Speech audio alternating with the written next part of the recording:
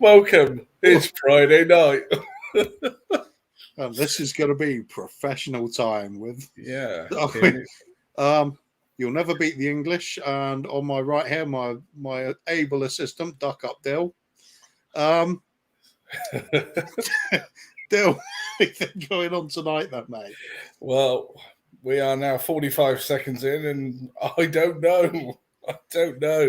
All I know is it was a good old show last week. It's been a busy old week at work, so nothing beats doing a late night Friday one. And we are late. We were running late, yeah, definitely. Right, let's get it on. Shall I bring up the comments this time and you can read them out? Oh, okay. Crazy. Yeah. Wow. Hang on a minute. Let me put my glasses on. Oh, they're on. Right. Carl Simpson, very early in the house tonight. Evening, gents. Nothing better than late night on a Friday and loving the thumbnail. Yeah, I think it's the world's geekiest bloke at a party, but why not? Evening, gentlemen, from Derek. Good to see you, Derek. Glad you've joined us again. Some idiot. Cuba99. Who was he? Some other idiot. Evening, Phil. Moondog. Evening, Moondog. Evening. How are you doing? And then, Derek. Very nice of you, Derek. Tottenham Tantrum Gold is worth waiting for. Big up. And to you, my man. Thank you. And then Wayne Bonner. Wayne back in the house. Good evening, gentlemen. Love the professionalism. We are on it. Maybe hinting us, a little hint of irony there or sarky, but either way, we try our best. Shall we bring our first guest on then, Phil? Yeah, okay. Haven't got one yet. Who'd like to come on? Shall we put the link in the chat? It's Friday. Why not? Good evening, Graham. Graham's joined us. GRL58. Let me just pop him in. Good evening, my man. How are you? How's your week been? Are you nervous for the game the weekend? Will the game go ahead? There's your big question.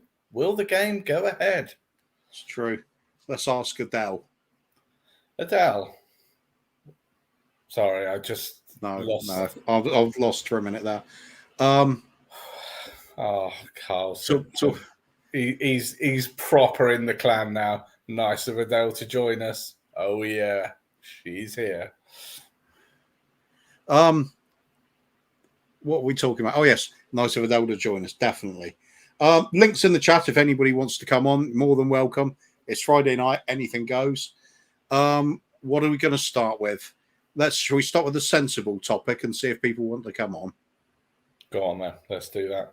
Okay.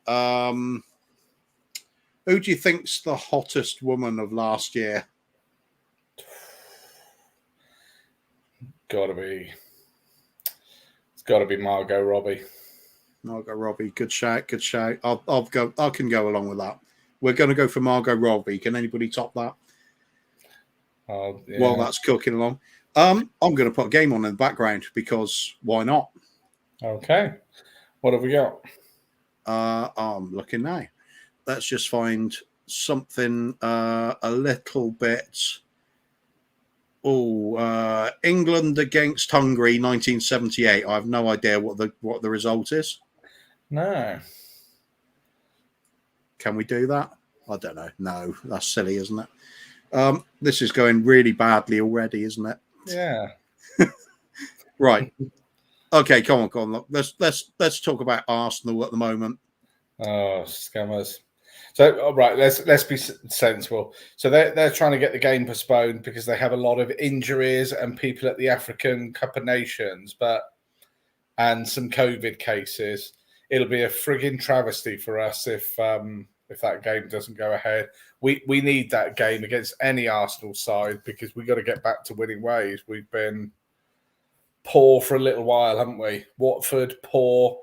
Chelsea, very poor. Morecambe, shocking.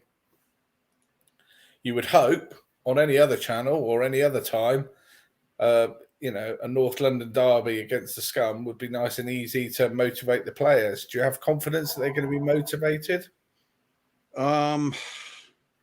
Do you? It remains to be seen. Everything seems really flat at the moment, doesn't it? So Need some sort of lift from somewhere, even if it's just transfer news, for God's sake. I'm still looking for a bit of footage at the moment. I got something now. Okay, Carl Simpson. I never thought I would agree with Gary Neville and Jamie Carragher tonight, but 100% bullshit. Yeah, absolutely. Right, I'm going to put on a bit of Spurs against Manchester United back from 86-87 season. And that is in the Littlewoods Cup as well. It's another video from Duck Jive 1. Thank you for the videos, mate. If you want to see more games like this with their original soundtrack and some, as well as a lot of England games, please go and give it his channel a visit. That's Duck Jive 1, and enjoy. He's got a massive collection of stuff there. It's really worth having on your list. Sorry, I don't know what I literally don't know what happened there, but I literally just lost all of my ability to hold a stream. Yeah. Okay, so we've got Mark Cousins on. Evening, lads. Again, evening, mate. So a little bit of Manchester United getting beaten by mighty Tottenham from back in the 80s. That'll do for the background. Doesn't matter whether it's today, yesterday, any day. Beating Man U's a nice day, isn't it? Absolutely. Let's give Simon a bit of a run at the bottom there to show where we've got this video from. Yeah. Right, so Arsenal, how many injuries have they got? It's just a couple, isn't it? They're just trying to worm their way out of this. I didn't watch the game last night because obviously I don't want to. But I did look at their sheet last night. They had 10 players on the reserve bench and 3 came on.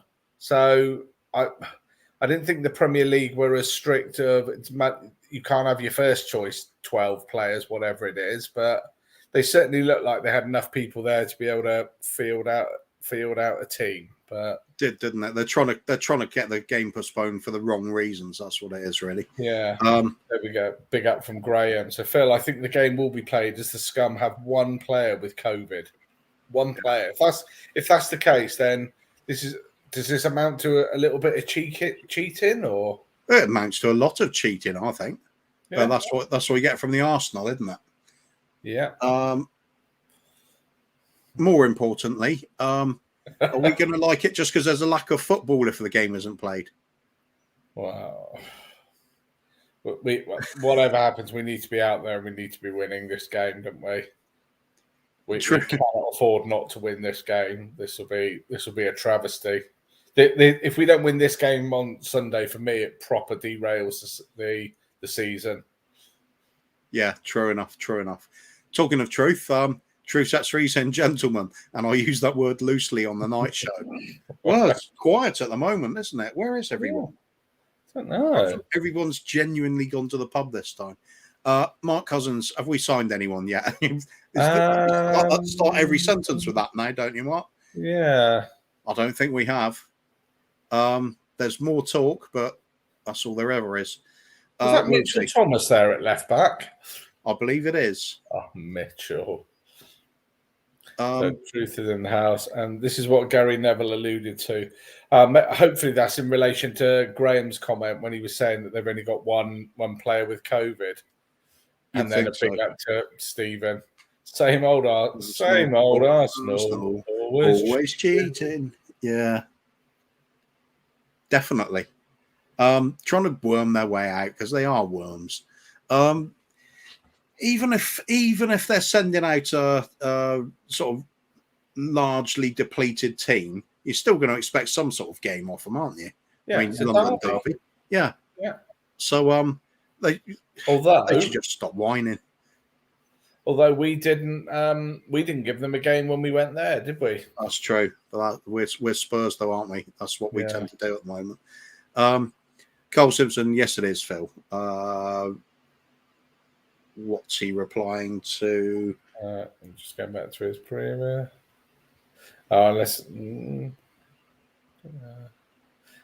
Just talking about the Jamie Carragher comment, possibly. Oh, could well be. But he's a bit of a. Do you know what? I don't. Out of the two, I don't mind Jamie Gary Neville, but I do find he doesn't even, they're supposed to be neutral. Now, you all know he supports Man U and it's not a problem, but he's not totally over the top, whereas Carragher's just like, it's my mates down the pub. It's just like so painful to listen to, isn't it? Yeah, it is. The only in-game commentary, I don't think there's anything worse than Michael Owen, though. Oh, God, how dull is he? He really is the most boring voice on TV, isn't he? Definitely. But, I mean, it seems all the pundits, though, why do they always have more Arsenal than they do Spurs on a bloody North London derby? Seems to be the way always. You get some like loyal ex-players. I mean, Jermaine Genius, he's usually good for a laugh, but even he was off. Yeah, Defoe, definitely. Yeah, he's left Rangers today, isn't he? He has. I noticed that. Yeah. I can't remember. You probably saw the same little clip I did. He scored an absolute perler in his first time finish with a long ball over the top. Yeah, Mark Cousins, the arse cheating. Let's hope it's a points deduction and relegation. Do you know what? I think it'd be the first time in a long time I sat and watched a game against them where we could win 3-0 without having to do anything and actually feel relaxed. Because it'd be nice. Be relaxed on Sunday, will you? Whether it's their B team, C team, or blooming Z team. I think a few years back when mid sort of Posh's reign. Yeah, and we were just giving them a good spanking every time. It was good then. Still rubbish at the Emirates, though, aren't we? Yeah, I mean, you literally a couple of draws there and one win in all those seasons. Again, it's not good enough, is it?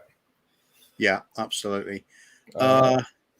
True Set 3 saying, you doing this one, Phil? No, go on, you do it. I was just let's give it a go. Evelina Summanan, that's who we signed. Spurs women are more active. Good for them. I like their team. Summanan sounds Finnish to me. I wonder if they are. Yeah. Oh dear. It's too early in the show, isn't it, to talk about Finnish? Yes. All these postponements have not been happening in any other leagues. I don't know why we have gone well over the top on the rules. Yeah, do you know what? I mean, Germany, basically, they're playing behind closed doors, aren't they? Mm-hmm. But they're not doing anything about the players. The games are still going ahead. I think on my alerts tonight, Dortmund won another 5-1 tonight. So it's the old government directive of combating the spread of the virus. Carry on doing exactly as you're doing until you catch it. Yeah. Have we got any government guidelines or anything? Or Nice one. It's like about as good as a Nuno team talk. Derek Hutchinson, if Arsenal get the game called off and they then play Liverpool in the semi-final second leg, it'll make the whole system a farce. I agree. Yeah. But again, would you be surprised if that happened? No, of course not. No, not me. Although perhaps Arsenal are out of favour as well now because they're not Liverpool, City, or Chelsea. Yeah. So yeah, if you're those two, and to be honest, Man United, they're still, although they're not big boys in team wise, they're still big boys in clout, aren't they? Yeah, absolutely. But I mean, easy to forget about them at the moment, isn't it? Yeah. Right. What else have we got here? Here we go. Oh, sorry. Go on. Yeah, I was going to say no government guidelines. They were having too much fun at the party. Yeah. God. Yep. Got to agree. They were. Was just so bloody typical. Truth sets you free. Where is the Stake song tonight? It's our new national anthem. We have been trying to dig out Alex because we want him. We want him back on, coming on, but I haven't heard from him all week. Yeah, somebody's got to locate Alex because he should be on. Yeah. Not giving up yet. We're not giving up yet. We'll have a look back at this. It might still be too early for him. He might just be finishing off his homework and stuff. So, yeah, that's true. Going to call out for him in the supporters channel. Yeah, come on, Alex. Where are you, my man? Come on. R2 is needed. You know what's wrong is we haven't actually posted the show up there, have we? That's what I need to do. In fact, I just need to do the whole StreamYard thing, don't I? Okay. Let's give them a shout. See who comes out if I give them the shout in the channel.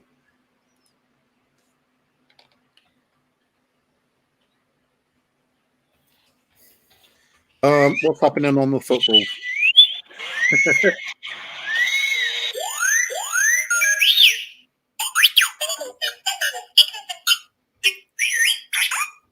Maybe he'll hear his calling and he'll come on.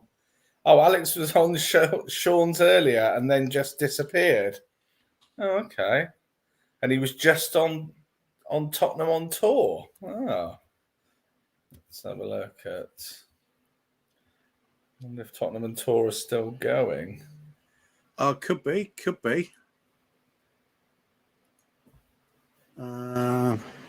Doesn't look like it now. It doesn't. No,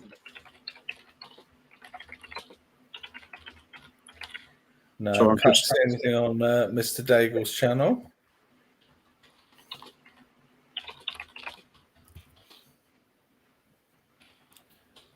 Tell you what, this is still looking a pretty useful side here. I've seen Gascoigne. I've seen Clements and Waddle and Hoddle and. Yep, it's a good team. The 86-87 squad, definitely. We got to the cup final, FA Cup final, semi-finals of the League Cup, and finished third in the league. As if by magic. Ta-da! Hey, there he is. Did you hear my calling? Yes. We knew it. Things are up now. So you homed in on. Hang on.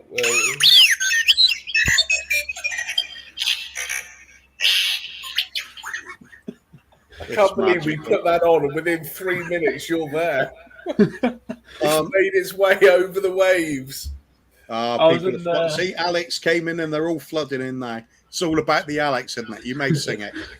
With a private. You're only here for the Alex. Here for with a private. You're only here for the Alex.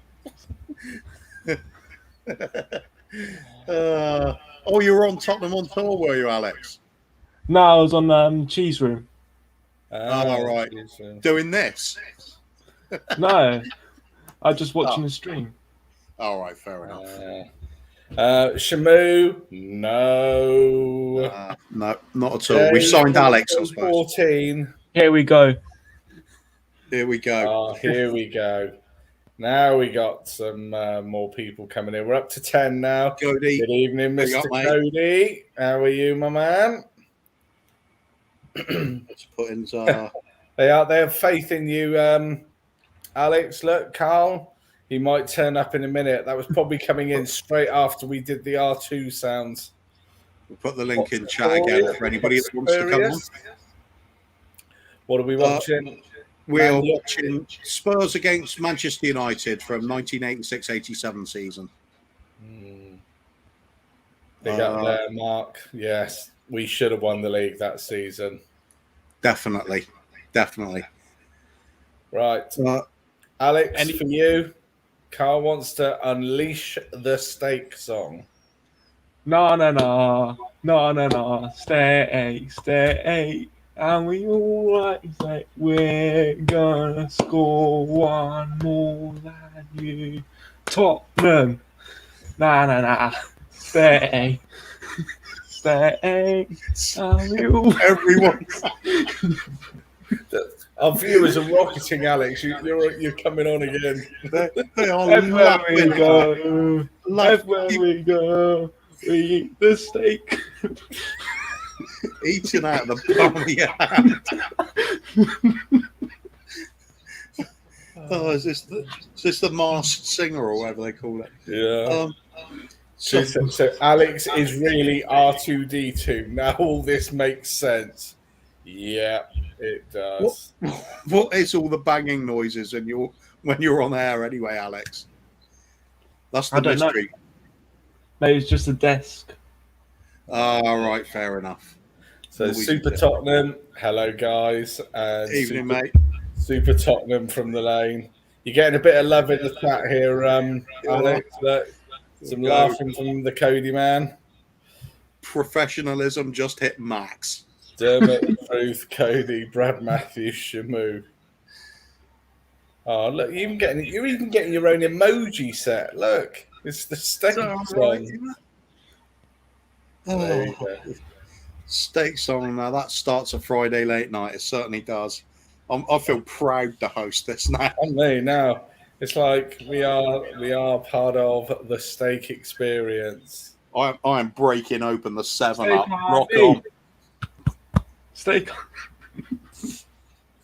And big up to Rebecca. Hello, Rebecca. Nice of you to join Good us evening. again. How has your day been? Hope it's been okay. And then there we go. Question for Alex: does he have heating in his cupboard? Alex, Yes. you do.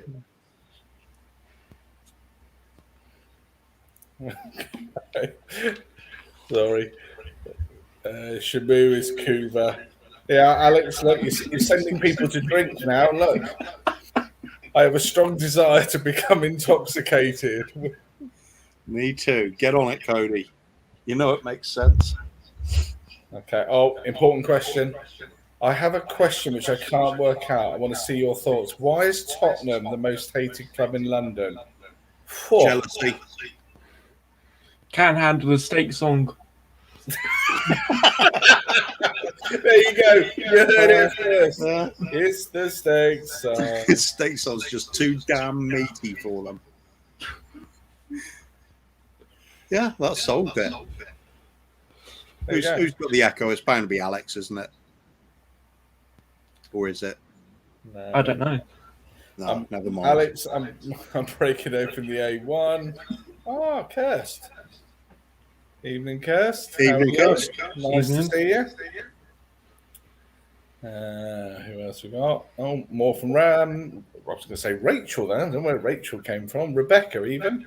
It's been grand, thank you. This is so funny. Good. Well, we got special ingredients on tonight, which is Alex. Basically, that's it. Alex, give us a beep boop, mate. Beep boop. No, what a disappointment for the crowd. We What, thought it was going to the be machine? R2D2 coming Yeah. on. That's way too loud. What, the R2? I don't know what that one is. I'm sure he's drilling into himself or something. Yeah. Um, Alex, how much square foot is in the cupboard? It magically makes itself larger. Oh, Narnia. is it a TARDIS one then, or are you in Narnia? I don't know. It just makes itself larger by itself. It's like magic. Right. Excellent stuff. Does it happen when you take a couple of pills of something? Oh, No. Super Yes. Tottenham. That's what I can think of. Jealousy. Oh, yeah, it definitely is. Carl is saying, yeah, Most hated jealous club. of Daniel Levy. Now that'd be something. They can bloody have him. Yeah. Anyone can have one. His head. His bald head. Jealous of his bald head. Yeah. Why not? Kirsty saying, love that Adele in the corner. Perfect Spurs fan. That song was great. She did. Woman after my own heart. Gotta love Adele. All day long. Whew. Lovely lady. So pleasant to correspond with. Lovely music. Nothing not to like, really. Especially if you're having a yogurt, Phil.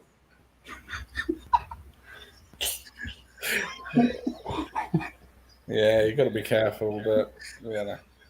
Au naturel. This has got even worse now. I was pretty sure that yogurt wasn't au naturel. I mean, natural yogurt. That's a slightly different meaning, isn't it? Homemade.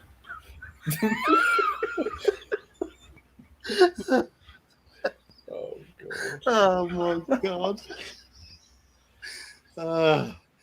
Well, that's culture for you. Alex, you're getting a lot of chat in here tonight, my Yeah. friend. Look, have you done your homework before you streaming? What homework? You not had homework to do tonight? No. Okay. There you All go. right, fair enough. Why not? The You too- R2D2 ate it. Okay. I love these in-depth conversations. Really feel like we're getting to know you. Right, that's it for comments. Right, so shall we wrap up now? Anybody joining now, I pity you. We are the Friday night TTG crew. This is just the wind down to the end of the week. That's all this is. So How many anything people? goes. If anybody wants to hop onto the stream, they're more than welcome. The link is in the chat at the moment. Please do. If you got something to say or some questions to ask Alex, let's have a let's ask Alex night, shall we? Yeah. You up for that, Alex? Okay. Yeah, there we go. That sort of rush of enthusiasm. He's mad up for it. I mean, I want to hear your next all-time top 11. That's true.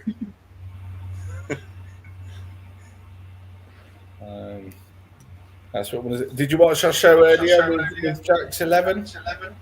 No, because I'm not able to comment on YouTube on this channel. Apparently, You are, because I spotted where you'd been blocked and it was left there, so I've unblocked you.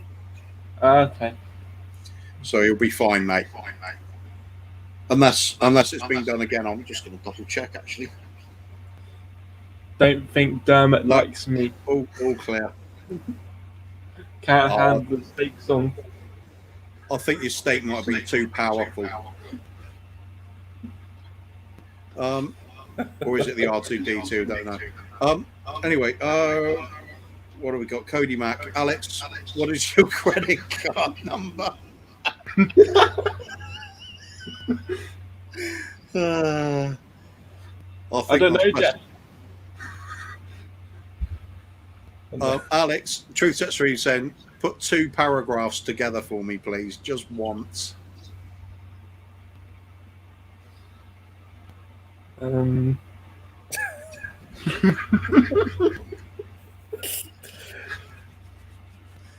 This could be a long one. Oh, do you want me to actually do one? Yeah.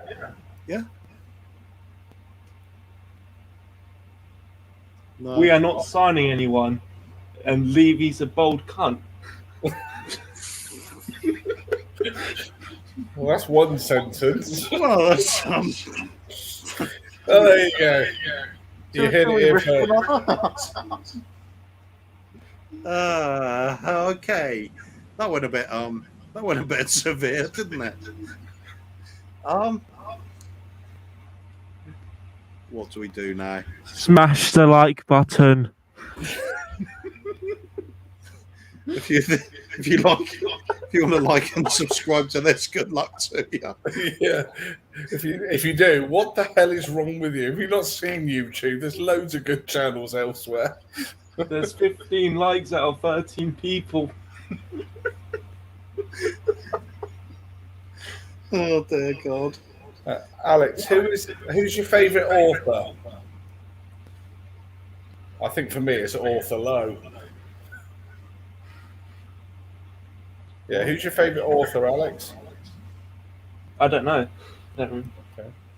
What about your favourite films? R2D2. Right.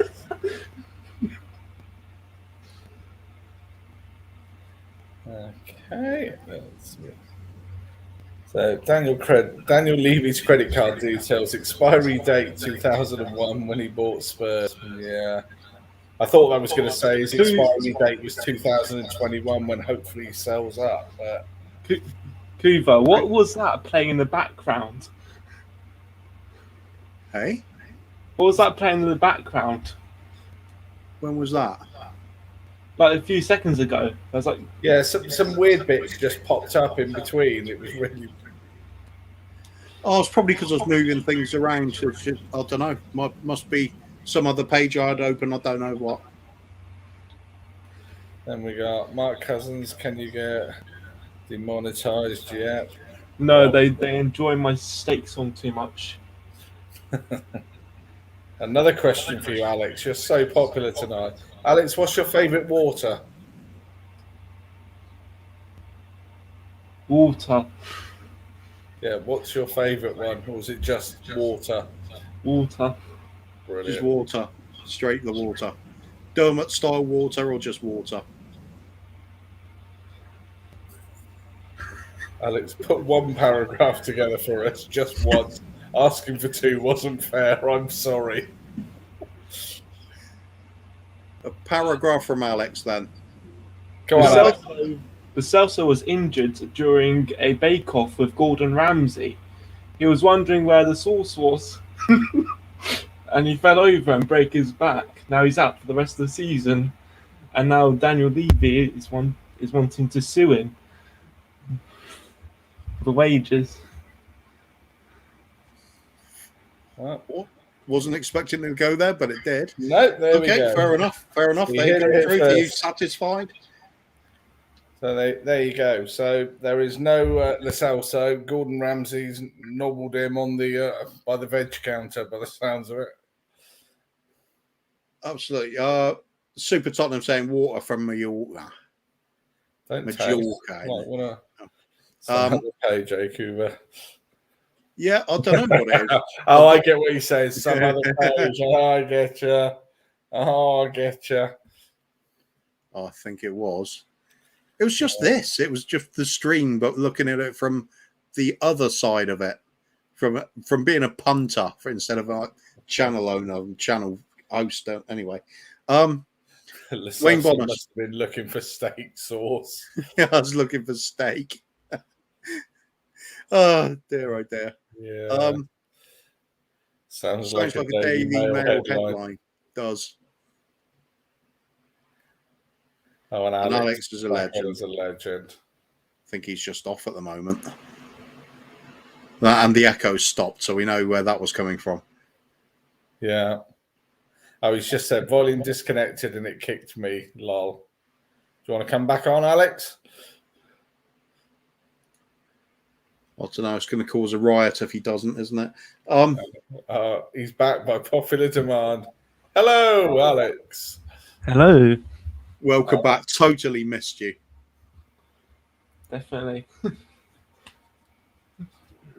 There we go. I don't even know where we're going tonight. Where is everybody? Does nobody want to come on tonight? Cody, get on. Cody needs to get deep into a bottle of something, I think. Yeah. Drink it live on stream. We'll just There neck you go. it.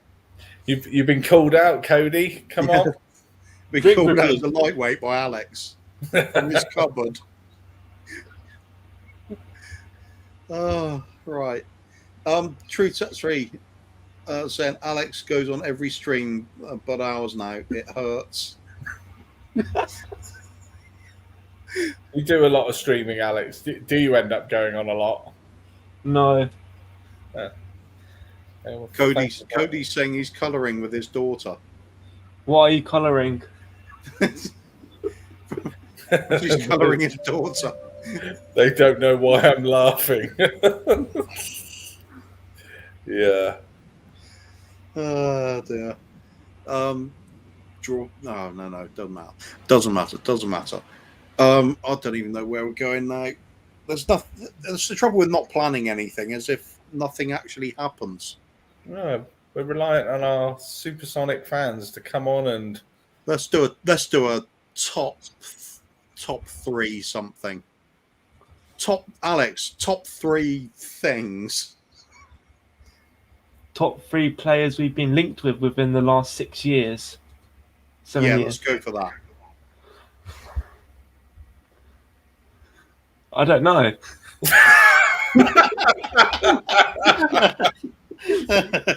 Too many. Nah. everybody. Let's go with Golini. Well, Or we've signed or not signed. Let's start with Dybala. He's got to be in the top 3 that we've been linked with, isn't he? Well, he is, but then so's Damayao or whatever it was. It's the same player, isn't it? Come on, shoot! Yay! Mitchell Nice. Thomas just slotted. Nice. Carl Simpson. I'm sitting quietly with one of the kids. Keeps going up and down the stairs, interrupting me. Alex, Alex is lying. He's in Tottenham on tour chat and cheese room. We had to beg for him. Would the truth lie? Yeah, I was chatting. I didn't know there was a live stream going on. All right. Did you tell the cheese room they can get stuffed and you're going off to paradise? Do they let you talk on there? No, I just watched. All right, fair enough. I did see a bit of you on Sean's show last week, but you got bumped, didn't you? No, I was kicked out for some reason. Okay, why? Yeah, maybe a slightly different vibe to the late night Friday one. Super Tottenham saying Dybala. Yeah, for linked. We're always linked with him. True enough. Yeah. Well, in that case, you've got to go for Vlahovic as well at the moment. Yeah. Does that make a top 3 in the last 6 years, though? Probably. Possibly Bruno in there then. If they were the 3 that we could have got. Jesus. Yeah. Dybala, Bruno, and Bale, probably. Oh yeah, could be. Bale return. Yeah, we have. That was went on for ages, didn't it? Yeah, every season for about. Forget the first 2, and then for like 5 seasons running, and then suddenly it was like, oh, guess what? It is going to happen. Here we go. Here's a proper question here. Top 3 steaks. Oh, Alex, over to you, my man. Steak. That sounds like a chorus to me. Steak. Come on. Right, I'm going to go rump, fillet, sirloin. Nice. I think in descending order, I'm going to go T-bone at the top. Oh, yeah. 20 hours. Oh, yeah. Well, bigger the better, that. And then I'll do actually like rump steak, so just because it's nice and chewy. I prefer it that way, to be honest. Ribeye. But, ribeye. Yeah, that's going to get in there as well. That's a good shout, actually. T-bone, ribeye, and rump steak. That'll do me. Yeah. Nice. Right, Cody Mack. Throw them all in Alex's cupboard and say, sing that. Cody, get the kids to do it. That's how you do it. Yeah, get them online.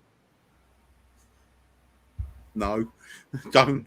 Dybala, Skriniar, and Vlahovic, says Wayne Bonner. Jesus. Yeah, we have been linked with Skriniar for a bloody long time now. Yeah.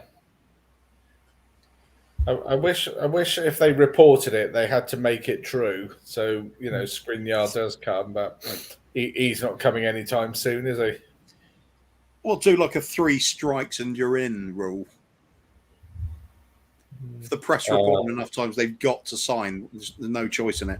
Grealish, we were linked with him for ages. Yeah, but at the time, it was like 20 and it was like average. Yeah, true. Dybala and Skriniar getting a lot of mentions. And every player that used to play for us. That's true. Yeah. Oh, let's get him back. I think we should get back Nasser Shadley. Carl Simpson, come on. Yeah, Bruno. Do you know what? I have to say, I absolutely loathe that idiot now. Cannot stand him. Yeah. For the whole time, I've only ever wanted to join Tottenham. I want to join Man U. It's like, just get a grip and do what you normally do and follow the money. No one cares. He's become one of those faces you want to punch, hasn't he? Yeah, absolutely. He's disrespectful when he takes a penalty, all that sort of trotting and jumping up. That's why when they scored against us last season and they went 1-0 down and then suddenly within half an hour they were 4-1 down, it was Smugville City. It was beautiful. It was so nice to watch. What we should do is we get hold of Matt Doherty and say, look, your career's going nowhere with us, but we'll give you a nice payoff if you can do a 2-footer on Bruno Fernandes. Really. Yeah. Wouldn't bother me. He'd go right up in my estimation. It would be player of the season. Yeah. Ballon d'Or. Maybe not voted for by the PFA, but certainly fans player of the season. Yeah. Matt Doherty. His 12 minutes, 48 seconds of time in the league have been really well done. Absolutely. Hot Spurious. Filet mignon. I think he plays in goal for Leeds, doesn't he? Yeah. Mark Cousins T-bone, my favourite sirloin rump. Yeah. To be fair, Reguilon's £1,000 steak probably tastes nice. A £12,000 steak was that? £1,000, or was it the ham? I don't remember. Oh, was that the one that Jose bought for him? Yeah. Yeah. You got an assist or a goal. You'd definitely want to have a try of that, wouldn't you? Yeah. Andrew Bailey saying, can't beat a bit of rump steak and the George Foreman dreams can come true. Yeah, absolutely. I had to go and get one of those in the end. It's a damn fine grill. What, the George Foreman, yeah? Yeah, so easy. Let's do an advert for that, shall we? Go on, whip one out. You got time to have a look at your Twitter? I'll have a look now. Oops.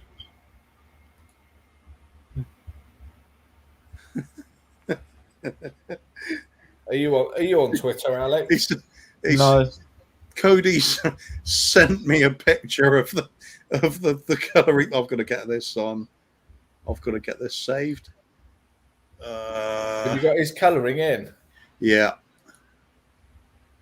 Let's get this in somewhere.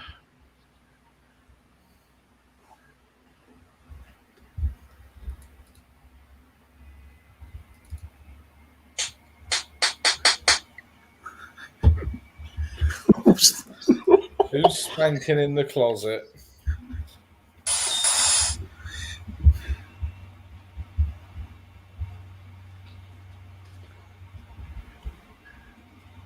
All right, so let me just. If Alex and I ran into Bruno Fernandes, this is along with the truth.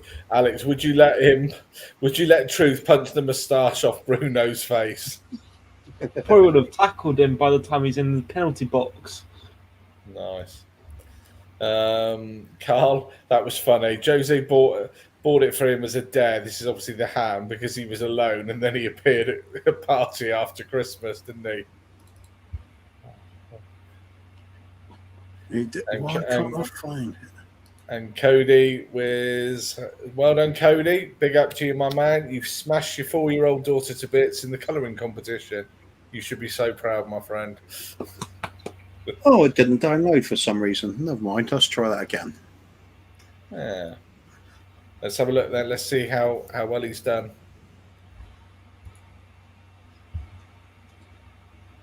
$15 likes with 12 people watching. What is this channel? We've got 15 watching at the moment.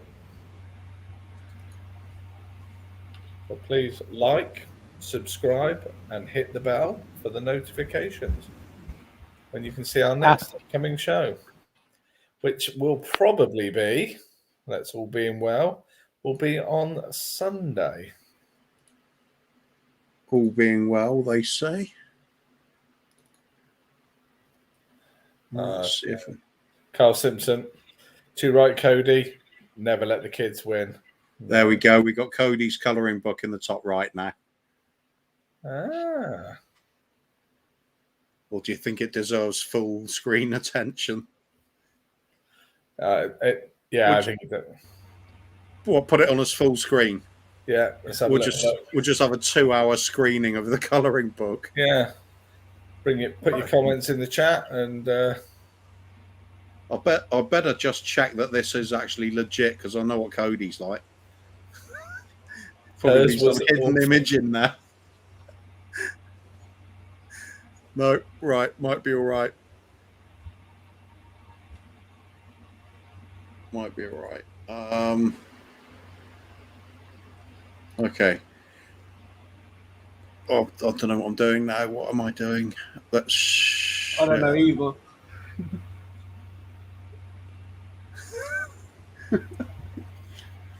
Well, this is going well, isn't it? What's the score on the match? Anybody paying attention at all? Yeah, it's 1-0. Yeah, Mitchell 1-0. Thomas scored. I think it's 1-0. Tell Dermot you and Phil have decided you want you want this as your new logo. Do you know what? It's pretty good. Is it just an image? Is it just a picture of a steak or something like that? It's just a drawing of a steak. I think looking at it. I'm just going to go in and just have a look and see if I can see it under there. I'm just doing an overlay here. Looks like there's a new person in the channel. Unless it's just There we go. Ah, look. Check that out. That is immaculate. Should we just have that instead of the football now for a couple of hours? In the background, you can see Daigle yelling in the camera to Daniel Levy. It's in Canada. That's just superb. I don't believe Cody had anything to do with that. It looks too accurate. There we go. It doesn't get any better than that. Live updates on children's colouring books on a Spurs stream. On a late night, what more would you want? Message for you, Kuva, from Andrew. Big shout out to Kuva. Thank you so much for helping me with my mental health this week. You're a hero. Yeah, big up Cheers, to Andrew. Cheers, Andrew. Yeah, and anybody that's struggling with any sort of mental health issues, I'd advise you just reach out to somebody. There's loads of people in the Spurs community on the YouTube channels, and don't sit there suffering in silence. So lots of people that can point you in the right direction if you need to be pointed in a direction, or just there to talk to for a little bit. Don't let it eat away at you, because it's a bad place to get into.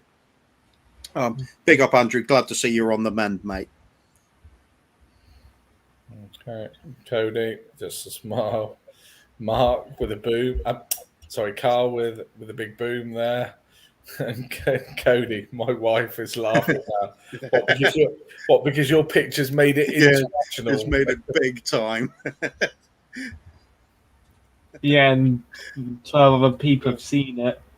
We're cutting edge on this program. That's like that's all you need. That's all we needed to know tonight.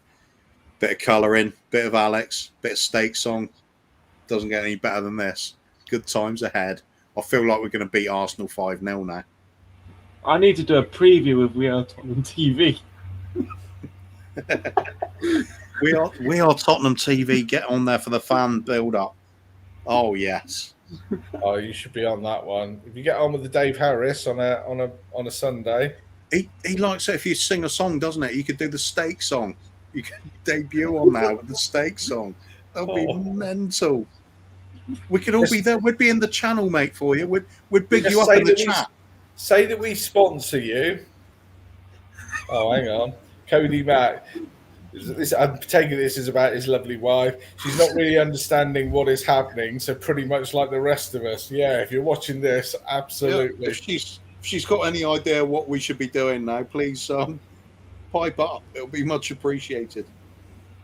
It's Friday. All's good in England.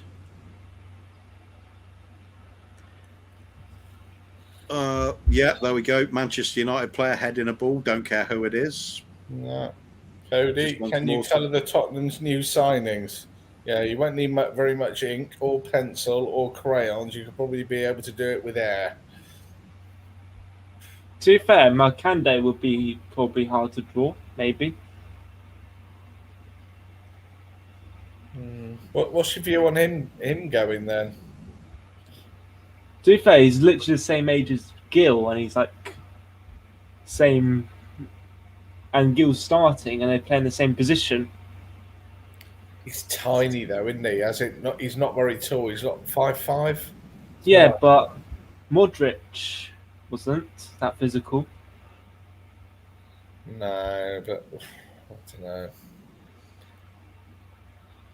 I mean, it does seem odd, doesn't it, that you bring them all the way through the academy and everything, all that training, all that investment, and then I don't know, he's out of contract in the summer, and you're like, well, how big a deal is it? Are we just going to let him walk away? Where's he going? Blackburn. Yeah. With no buyback on it, nothing at all. So The sell-on, I think. Levy is watching the pennies. How's he watching these? You know, he's letting a good talent go. Phil, do you want to play a quick game here with this match? Okay. We're coming up to a bit where we can just do a little competition. Can you spot the German in the side? It's just coming up any moment now. Let me just zoom it.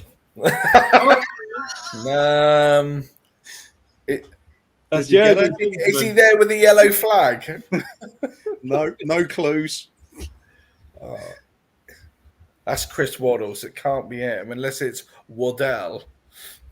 What is your name? Only Fools and Horses again. Classic stuff. Soul Taker just saying, just seeing we're linked with a young kid from Peterborough. Is Levy taking all of us for idiots? I would buy the whole club of Peterborough. We literally just bought the centre back. Now we're buying another player. Is Levy taking us all for idiots? I reckon yes. I think he is. Don't you? For about 20 years, something like that. You know, they were talking on the show earlier that, you know, there's obviously potential for a takeover or something like that, but all the property is you know, is coming up, isn't it? They're transferring it all into Enoch's name, so they're just leaving the club with a bunch of debt. And that idiot says he's a Spurs supporter. Yeah. Whatever. That was some mighty fine colouring. Makes the Mona Lisa look amateur. Well, if you want to know how to do it, message Cody.Mac. He's there. Yeah. Did you spot the German then, Phil? I'm going to go Jurgen Klinsmann. You're wrong. The answer was colouring book. Muskoka. Whenever we've been Levied, Levy should have a Twitter and with him just singing the Rickroll. Oh dear. Actually, Cody, since we're picking up the colouring book there, it's now officially a Spurs icon, this colouring book. So you can stand there and cheer at your kids. So, Yedo. Coca.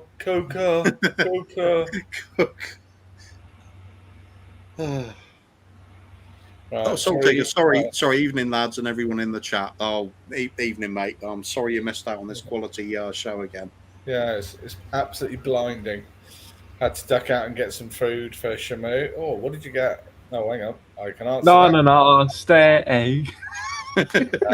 He got a sausage roll and pan au chocolat. Oh, that sounds nice. Ooh. Wasn't even a meat pie sausage roll.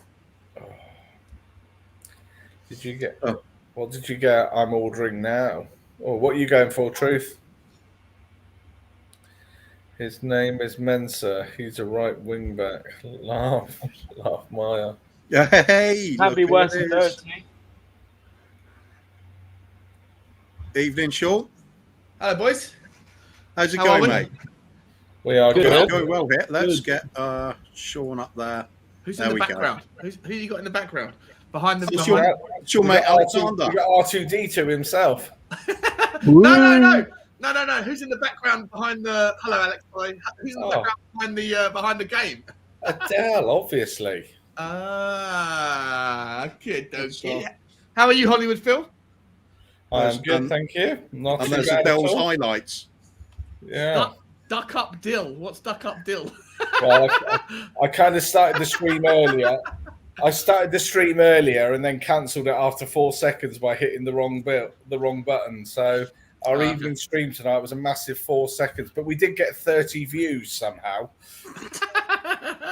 It's unbelievable content. That's what it is. Right, Sean, how's it going then, mate? Mate, you know what? I'm stuck in this back and forth debate on a WhatsApp chat. So I'm interested to hear your views on this. Should we just stream that? Top 4. So, hi Alex, how are you, mate? You okay? I'm good. Yeah. So it's gone back and forth, right? But there was a tweet that was shared. Let me just get it up so I can call it out. Where is it?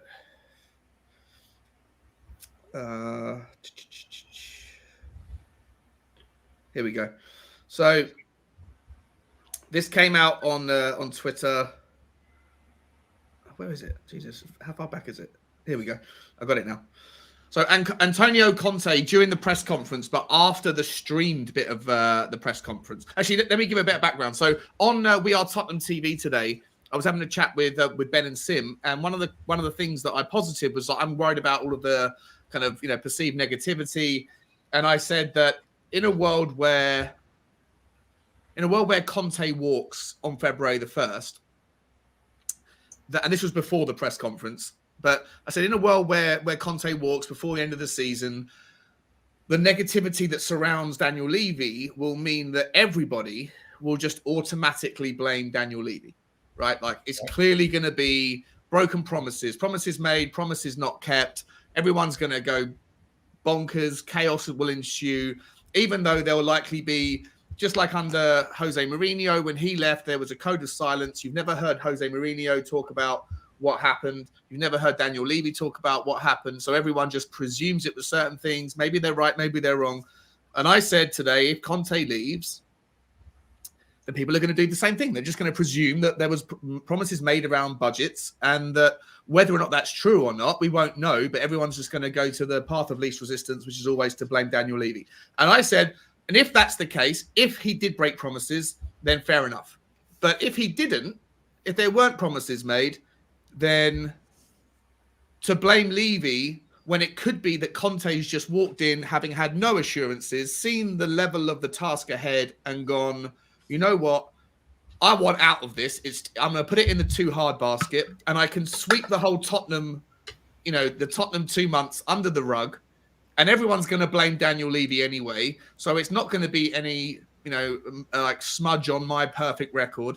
And then I can go off to PSG, and I can go and get, employed by a team that's got endless pots of money. And, the only thing that's ever going to happen is, do I win or do I come second in an easy league with all the money in the world, right? And everyone, and Ben and Sim were reasonable and said, well, let's see what happens. I take your point. So tonight, this tweet came out saying, have I lost it again? Oh, for fuck's sake. Just give me 2 seconds and I'll get it. So this tweet came out that said, and it was a here we go. Antonio Conte said in the press conference, but after the live press conference, I did not sign for Tottenham because the chairman or the general director told me something about the transfer market or about the money the club is going to spend, honestly. So he wasn't made any promises. No guarantees or anything. And so I said in the chat, well, there you go. That's interesting. So if he walks now, having known that, then that's on Conte, right? And everyone's like, nah, it's definitely on Levy. And I'm like, what? How's it on Levy? How is it still on Levy? Why the hell didn't Levy make some promises then? This is what we've been going through for the last 2 hours. And I don't know. Like, Levy's damned if he does, damned if he doesn't, What I would say to that, Sean, is if you look at how much meticulous detail he arranges for every game, every training session, every match that comes up, is he really going to walk into Tottenham and think, this is a pretty average job. I think we've got a little bit of work to do. I know I'm going to get loads of... No, he wouldn't. He would have done all the questions. He's close to Paratici, so without a doubt, he would know full well what's going on before he got to the club, or have a good idea. I wouldn't say he would know everything, but right. For me, it would seem very strange that he would take a position like that. Having worked in London and in the Premier League, he knows all about Tottenham. Everyone throughout the world knows about Tottenham and what's going on and all the other stuff. Yeah. So, if he walks,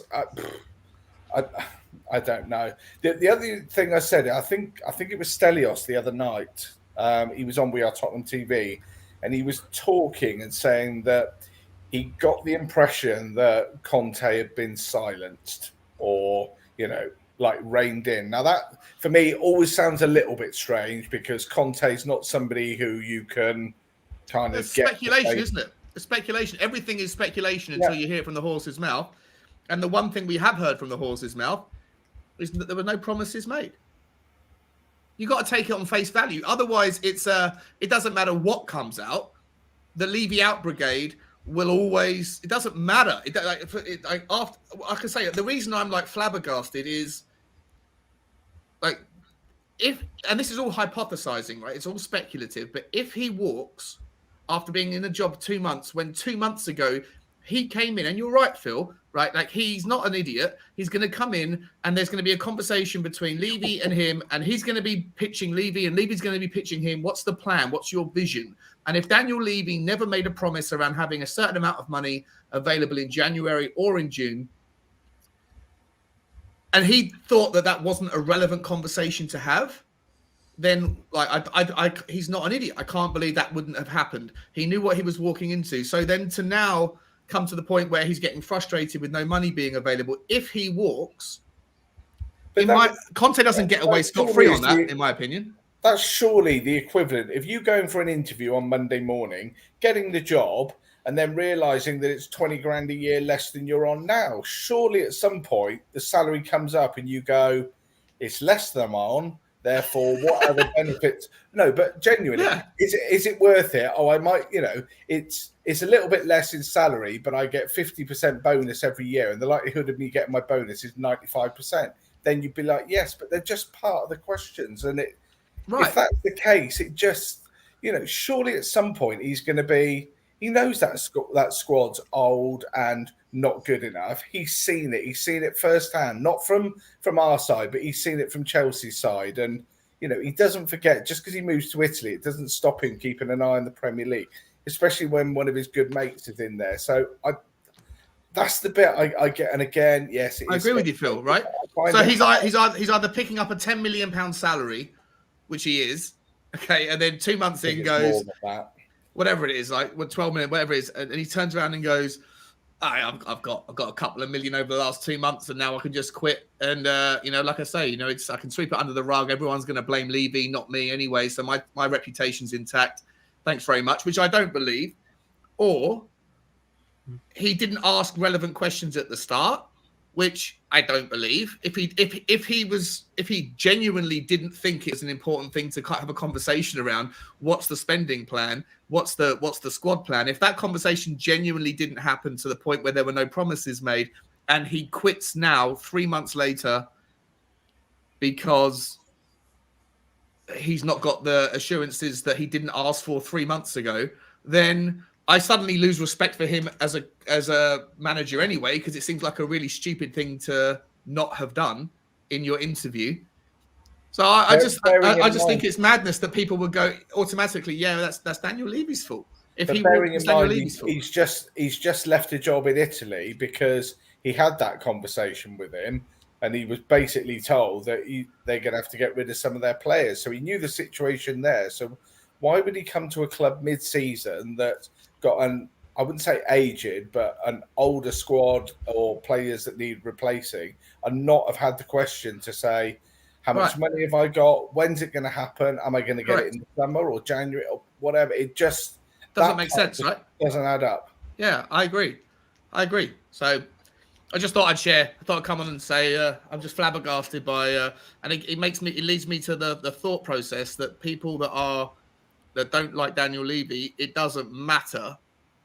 It doesn't matter who's at fault. It's his fault, and it's the only thing I would say is the 20 years of history of what feels like not proper investment at any continued time is probably playing a part in most of our frustration. Yeah, but you also have to be reasonable, right? Like I get it, right? But you have to give the devil his dues. At some point, you have to treat if new information emerges that, and like I say, this whole conversation is potentially entirely irrelevant if he stays and continues and carries on and everything goes on, then whatever happens happens. But if he quits, this all only matters if he quits, which everyone thinks he might. If he does, with this new information, a quote from the horse's mouth, I think changes the narrative and gives a little bit less of a reason to throw the mud at Daniel Levy. But yet, a lot of people's voices that I have a lot of respect for, on their reasonable outlook, they doubled down and said, no, if that happens, it's even worse for Daniel Levy. And I'm like, oh, he can't win it. He's damned if he does, he's damned if he doesn't. But I think some of that's. So go on, Coof. Well, I've got quite a long question for Sean, actually, so you might as well carry on for the moment. I was just going to say, I think some of that is not just over the last 3 months; it's over the last. Yeah, I get that. I get it. Long time. You know when you're like leopards, spots. Yeah. Yeah, I get it. Yeah. But the guy's not a saint. For me, I would have him as the business side manager, but I wouldn't have him as the football manager or any part of the football. I would want him to say, "Here, Paratici, your budget is X, and what I will give you is 99% of all player sales. That money goes into that pot, and then it's up to him. If he wants to pay 10 million over the odds, he pays 10 million over the odds. But if it's the right player, then it's worth it." And I always go back to Liverpool. They paid way over the odds for Van Dijk, but do you think it paid for them to do that? All day long. Yeah, and Alisson. They used the money from Coutinho, right? They sold Coutinho at the top of the market for 150 bar, and then bought Alisson and Virgil van Dijk with it, right? Amazing business. Yeah. But they did, for me, they did pay right over the odds for both of them, but it's what they needed, and it transformed them from a top 3 side to a Champions League winning side and Premier League champions. So actually, their little 8-10 million that they've overspent, was it good business? All day long. That's the bit we don't do. We don't push the boundaries. We would go, let's go for Van Dijk, but he's not available because of the price, and we would end up getting somebody nowhere near the quality. I agree with that. Look at our right back situation. We sold Kyle Walker for top dollar and have spent 70-80 million trying to replace it. Yeah, I agree with that as well. Right, just going to do a very quick catch up. As Spurs fans, we are completely deluded about the standard of our club, or are we right in thinking we deserve more? Again, I guess we all think we deserve more. I think we deserve more. No, we do deserve more. Alex, what's your view on that? Yeah, we should have more, because the amount of success that Poch had, we should have just carried that on. So we let our standards slip. It wasn't a case of other factors taking it away. We did it, didn't we? Yeah. As a club. Yeah. Sorry, and Sean? You got a 1-sentence answer. That's all you're allowed. Okay, no, it's fair enough, because I talk a lot. No, I'm being serious. It's like good to know your opinion of the club, or are we right in thinking we deserve more? I mean, I'm okay with where Tottenham. Hang on a minute. I love that. Yeah, I saw that. Scored an overhead kick there. Yeah, sensational. Or is it yes to both parts of that question? Are we completely I'm okay. Maybe I'm deluded. Maybe I try and find positives rather than negatives. But I'm all right with where Tottenham are. I think we're about where we should be. For the amount of money we've spent versus the other clubs, versus Chelsea, versus United, versus Liverpool, I think we're okay with where we are. I don't think we are ahead of where we should be. I don't think we're behind where we should be. I think we're about right. So, maybe I'm in the pool of one in that belief, but I'm okay with our state at the moment. Okay, all right. Right. Hi, Derek. From Derek. Okay. Sorry. Sorry, mate. What the hell's going? Read the room. We're all chilling here. I didn't know that. I just came on. I saw the link, and I was like, I'm going to go in and. I'm sorry. I'll stop. Levy have some water. Yeah, let me chill. Have some water. Have some of Dermot's water. Mhm. Right, Shamu, Levy is not a saint. I didn't forget that he tried to sell us out and all the fans out to the Super League. He's a selfish snake. Come on, then. Do you know what? It's one. That's the only time I will ever think is he was damned there. Damned if he did. Damned if he didn't. He couldn't. You know, we're looking at the money situation, and he obviously couldn't afford the risk of turning that money down. But it all just felt very sneaky, underhand, and just not right. It was the fact that it was announced just out of nowhere, right? Yeah. But they clearly had months, 6, 7 months, maybe a year worth of lawyer meetings between big investment banks. It had all gone with massive non-disclosures, and out of nowhere, it all just kind of emerged. So, yeah.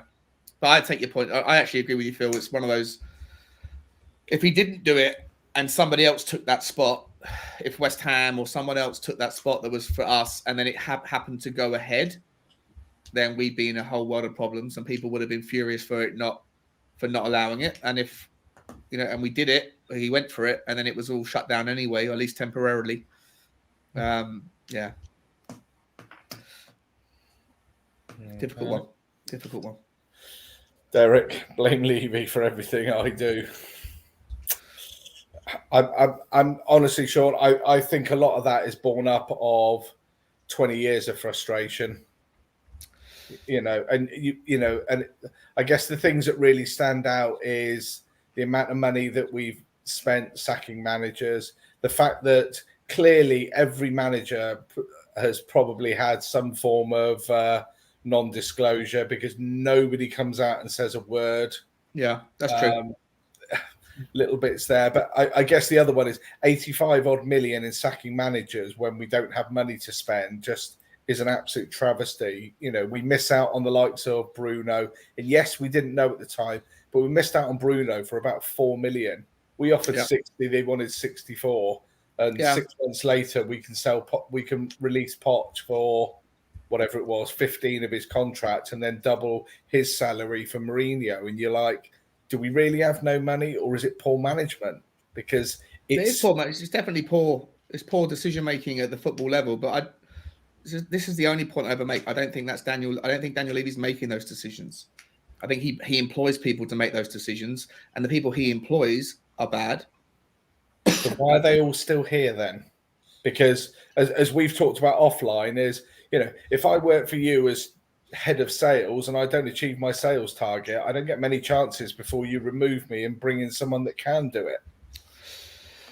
Yeah, but like Steve Hitchen, if you look at Steve Hitchen's history, he signed Luis Suarez at Liverpool, right? And there's a bunch of other, I forget, I'm tired. I've been on there. It's a long day for me, but there's like 9 or 10 names that are that he would, if you were to look at his CV and he was to call out or Tottenham fans were to call out the shit shows, he could point to a lot of good decisions. And like defending him because I think he's useless. I definitely think he should have been sacked. I definitely think he should have. I don't know why he's still there. Is it loyalty? I did read things like old Daily Mail articles and take it with a pinch of salt. But there were lots of articles saying at the time that Steve Hitchen is a very popular figure both in the boardroom and in the changing room. So I don't know whether it's loyalty or whether it's surely his job is not in the dressing room. That's Mr. Motivator or the coach or I get you. I hear you. I don't know. I don't know how. I'm more than happy to throw that mud. It's one of those, isn't it? It's a lot of hearsay. We don't know. We just presume. But it just there definitely feels something amiss at the club. And for me, because of that, is the guy in charge makes the decision. So, and he's the one that signs the checks for players and all of that side. And, the what feels like minute penny pinching. I always remember when I was I used to work with a guy called Justin King, and he always said to me, you can't save yourself rich. And it's never something I've forgotten. So you can't save yourself rich. It's like you've got to spend, and you can't be successful by buying cheaper option or not having a marquee signing that you can do some investment. And yes, I get they've gone and done the likes of Tanguy, but whoever did the background there, and we are Tottenham TV talk about it a lot and stuff. everyone in the in the industry kind of knew he was a problem. And if you look at who was in there at the final push when it was down to the nitty gritty, there was no Barcelona, there was no Real Madrid, there was no Milan, there was no Manchester, no Liverpool, no Bayern, because no big clubs wanted to take the risk on somebody with that attitude, but we did. Yep. And you know what the worst thing about it is that when you've got a chairman who is a risk-averse investor, which is what he is, right? He spent his whole life in property and as an accountant. If you're an accountant, you're generally someone who's probably risk-averse and trying to find ways to save money rather than to spend it. And then as a businessman, you go into property. You know, nothing is safe as houses is the phrase, right? And so I don't agree that he's the right style of person to run a football club, because with a football club you definitely need to have a slightly risk-on appetite, or at least more risk-on than he has. Oh no. And then when you go and lose 120 million on a Tanguy and Ndombele transfer, you know, that's not going to motivate him to do the same again, is it? The next time that there's a 60 million pound bid or 60 million pound player, whether it's Grammarish, whether it's Vlahovic, whether it's whoever, people like Daniel Levy they're not going to look at what happened with Bruno Fernandes. They're going to remember what happened with Tanguy and Ndombele, and they're going to say, I'm not doing that again. You know? And it's a problem. It's a big problem. There's a massive point there. I mean, genuinely, if you were in charge of the Tottenham transfers and all that business, and you were like, right, I'm going to sell Tanguy, how much do you reckon you're going to get for him this month? If you had to sell him this month, 20. Yeah, I don't think you'll get 20. If you like, you put an offer out saying best offer, like best bid, and I'll accept it. Whoever the best bid is, and you put it out there, I think you probably get 10 million. Because the other problem as well that we've got, which obviously we soon forget about, is we owe this guy 36 million in wages. So if you sell him for free, so if you let him go today and just go, right, that's it, we're not, we'll cancel your contract, you've saved yourself 36 million. Yeah. If we go, well, we've only been offered 20 and we want 30, let's wait till the summer, you're going to do nearly most of that in wages. So you're caught between the devil and the deep blue sea there. So it's like, what do? Do you keep an unhappy player that's got the wrong attitude? Again, for me, 9 out of 10 for skill and ability, 3 out of 10 for commitment. And if you haven't got the commitment, you know that far outdoes anything else. So you're now stuck with a very expensive depreciating asset, aren't you? God, this is getting heavy for Friday. Yeah, sorry guys, I've got to I've stop you a second, Phil. 3 out of 10 for commitment. What's he done to get that lofty mark? I really want to know. Celebration. Love you, Cooper. Cooper just chimes in with a little jib and a jab. It's lovely. Well, I'm going through some more comments. Okay. Moving on. Hot Spurious. Just because there isn't a promise doesn't mean he's not being backed a reasonable amount. Yeah. Difficult to answer. That's a Hotspur. It's a new name. Define reasonable, though. Yeah. Whether he was given assurances or not, it's clear Conte needs backing and some support for the top 4 push. It's unforgivable. Correct, yeah. Correct. Okay, I'm presuming this must be Mr. Dermot. What's going on is we have an owner who is a dick. Conte will walk. He won't let Levy ruin his career. Sean, you're a diamond bloke, but the fans would tear Levy from Tottenham if Conte walks. Unfortunately, Sean. I know. No matter what comes out, I mean, Levy could have said to him, the only way you'll have any transfer money is if you pay for it yourself, and Conte could have said yes. But if the guy walks out on the 1st of Feb, it's Levy's still getting full blame. I know he is. Yeah, this is the thing. This is the reason I raised it. Right? I get it. I totally get it. Sorry, Sean. I'm just bringing this one up because this has just made me laugh. You ready? Shawnee, did Daniel come to your house? Did you just go to his for the holiday? JK, big up.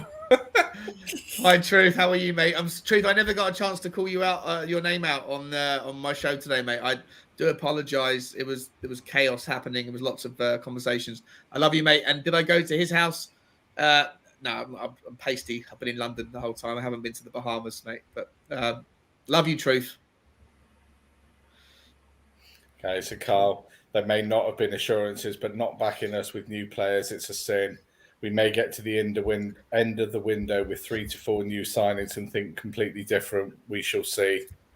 Does anyone genuinely think we're getting 3 to 4 players in this window? Two Not now. maximum. Two Definitely maximum. not now. Yeah. No. Two maximum as well. I agree. Maybe the hope is one on a pre-contract, a Kessie or someone ready for next summer, but Jordan AU.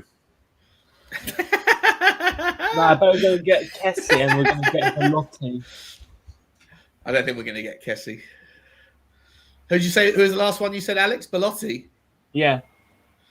Well, I wouldn't mind. I mean, there's a massive list of players out of contract this summer, and I tell you what, if you got any 5 off that list, you'd be happy. And Mbappe, Dybala, Pogba, Brozovic. Mbappe, who wants that rubbish? We could have Andy Carroll. Yeah. he's at Reading though, isn't he? Yeah, that's true. He scored. Yeah. Did you see Andy Carroll's couple of goals the other night? They were disallowed, but Jesus, was anyone else sat there thinking maybe, just maybe? He was such a talent. Injuries ruined his career. It's happening. Right, Shamu at Tottenham goal. Already tried to screw all the fans with the Super League. Yeah. Conte is the man. They will say when he goes, why has it all gone? So it will come out 100%. Yeah, probably got a point there. Yeah. Levy's trophy is making money, not interested in winning trophies and buying top players. Yeah. Interested in buying property around North London, definitely. Yeah. And again, Sean, we've got a big cinema coming at the lane. Yeah, you know what though? So I said, do you remember like the three strikes and you're out thing that I gave you guys? And one of them was if he starts to buy more property rather than investing. I was worried yesterday, what that was about, if he's actually gone and taken money, but it was planning permission for property that they already owned.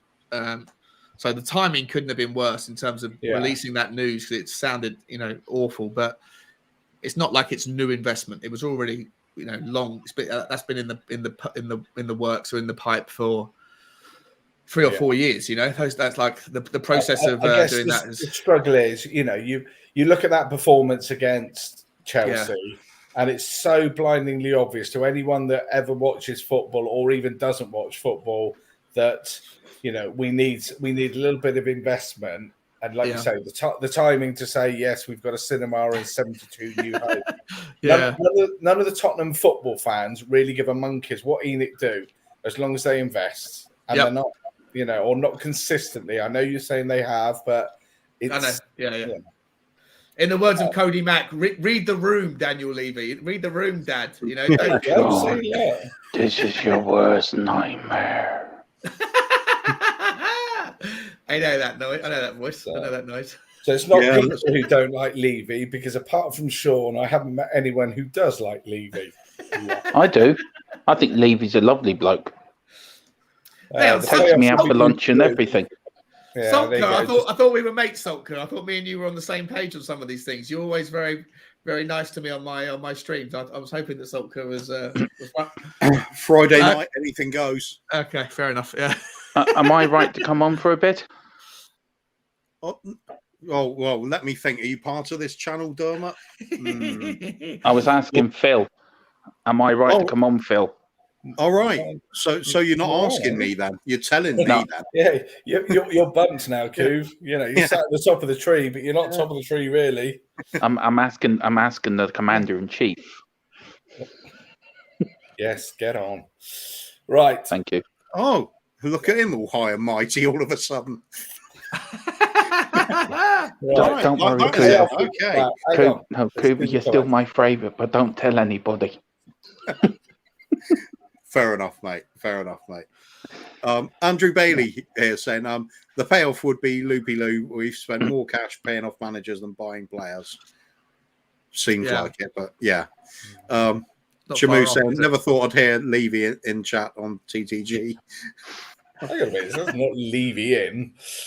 Yeah, if Sean's Levy loved right, if Sean's Levy loved child right, Phil's got to be Matt Letizier's twin brother. Well, he is.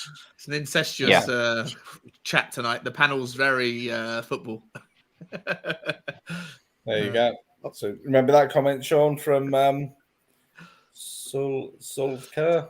And for the record, I said Conte. I've got a question for the panel. Yeah, he did. Who's he did say it. I've got a question for the panel.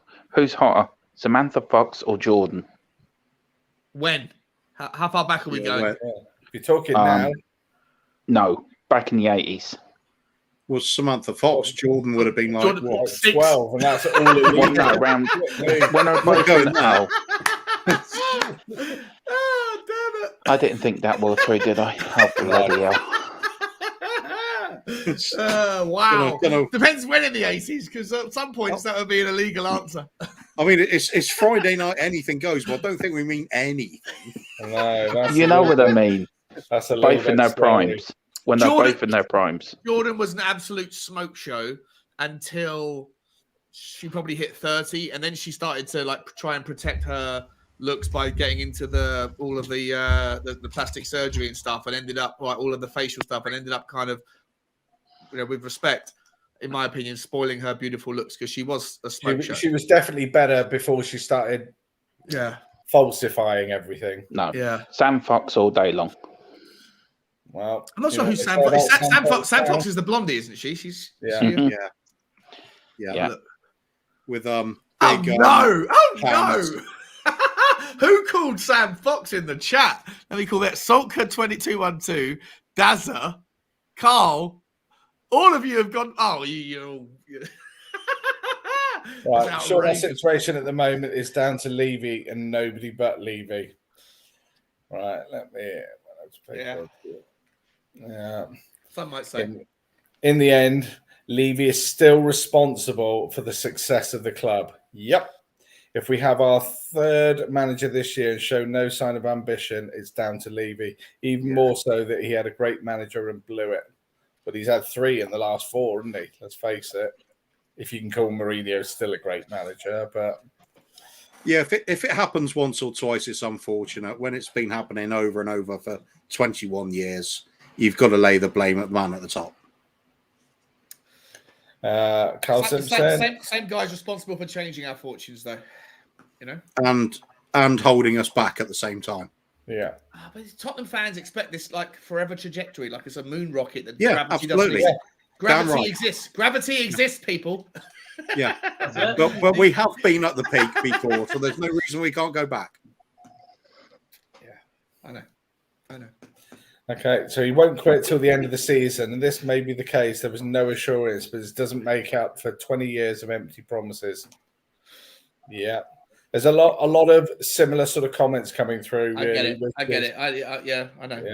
I'm in my own little pool of one, aren't I? One of the arguments against it was which would have backed up Sean before would be like when we point out Leicester City have done it, and then people go, "Oh well, it was a one-off with Leicester City," but now they've backed up their league win with an FA Cup as well. That makes it a little period of success. And 2 fifth-place finishes, which, again, let's face it, if they had a little bigger cash injection, they'd be challenging the top 4 regularly. They haven't got the money because they got no external investment or NFL money or any of that coming in. We earn good money from that, or I should say, ENIC earned good money from that. Do you guys remember at school though when we were like 8 years old, we would have learnt about the 3 different versions of the word average? There was the because I never went to school. Mean, mode, and median. Right.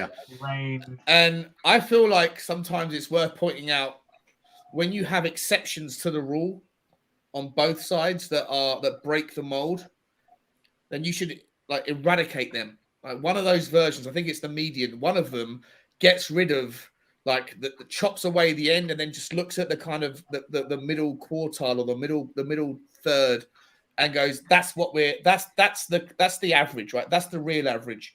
Because if you factor in all of the Leicesters in the world, then you start to have unrealistic insights or unrealistic opinions on what is reasonable.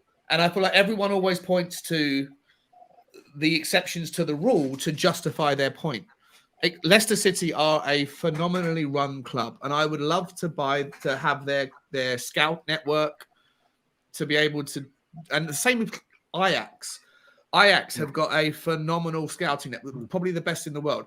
But they also, the big thing with Ajax is they don't change their philosophy, do they? So no, you're right. Ten Hag is the manager now. If they bring in, I don't know, Hag 10, you know that the structure of the side, they're still going to 11 Hag. 11 Hag. Yeah, well, Yeah. I didn't want to say Hans Christian Andersen, but I was trying to think of someone else. But could have gone Haagen-Dazs. Yeah. Oh yeah.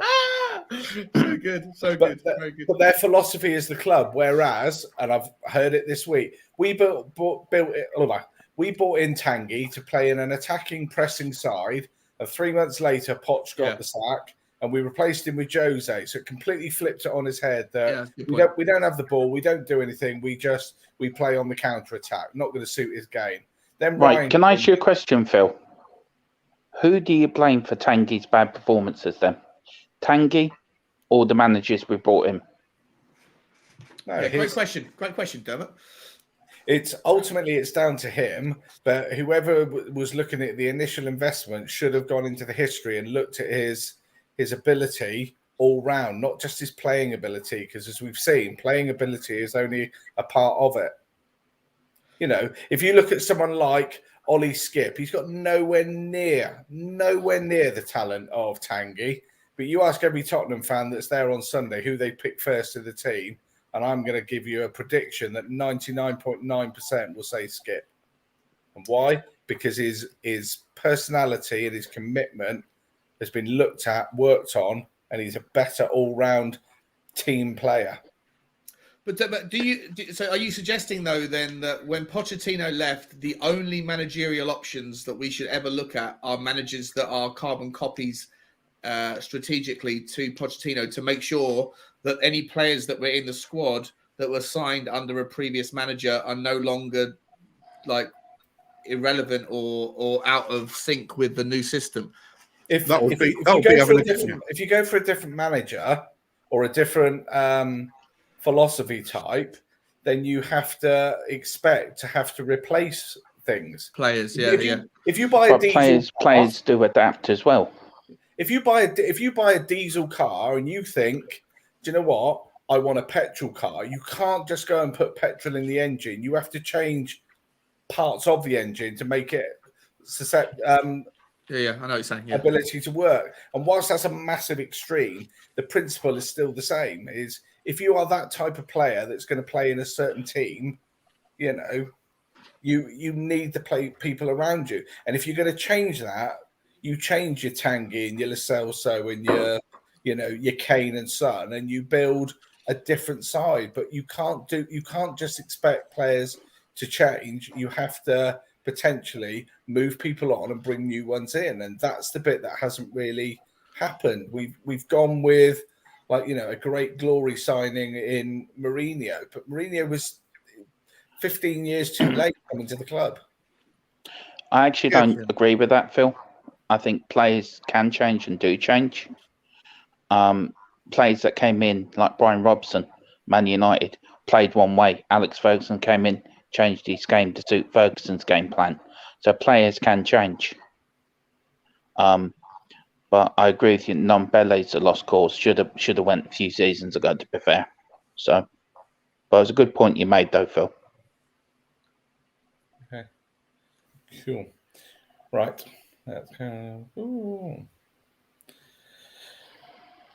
Yeah. All that constant chopping and changing managers. It's basically just no consistent vision for the club. Vision is the key bit, and the vision coming from the chairman, the owners, because it's constantly changing. So should we have kept Mourinho, Kuva? No, of course not. We should have kept Pochettino. Yeah. Or we could argue we should have kept even Redknapp, or we should have kept Yol, or someone in that style. Harry Redknapp said should have kept Birkinshaw. Harry Redknapp said, last year, he said after 5 years, managerial styles go stale. He said 5 years. He goes, Ferguson and Wenger broke the mold. But for the 99% of managers, after 5 years, your style goes stale, and that's why most managers move on after 2.5 years, 3 years, because it's not just because they're. But if you go back to Ajax, when Ten Hag goes, they will bring another manager in of similar ilk. Barcelona tend to do it, don't they? Yeah. They don't bring in a completely different, like they play fast attacking, tick-attack football. They're not going to bring in Jose Mourinho, who's going to do defensive and need all different players. You have a philosophy and a playing style.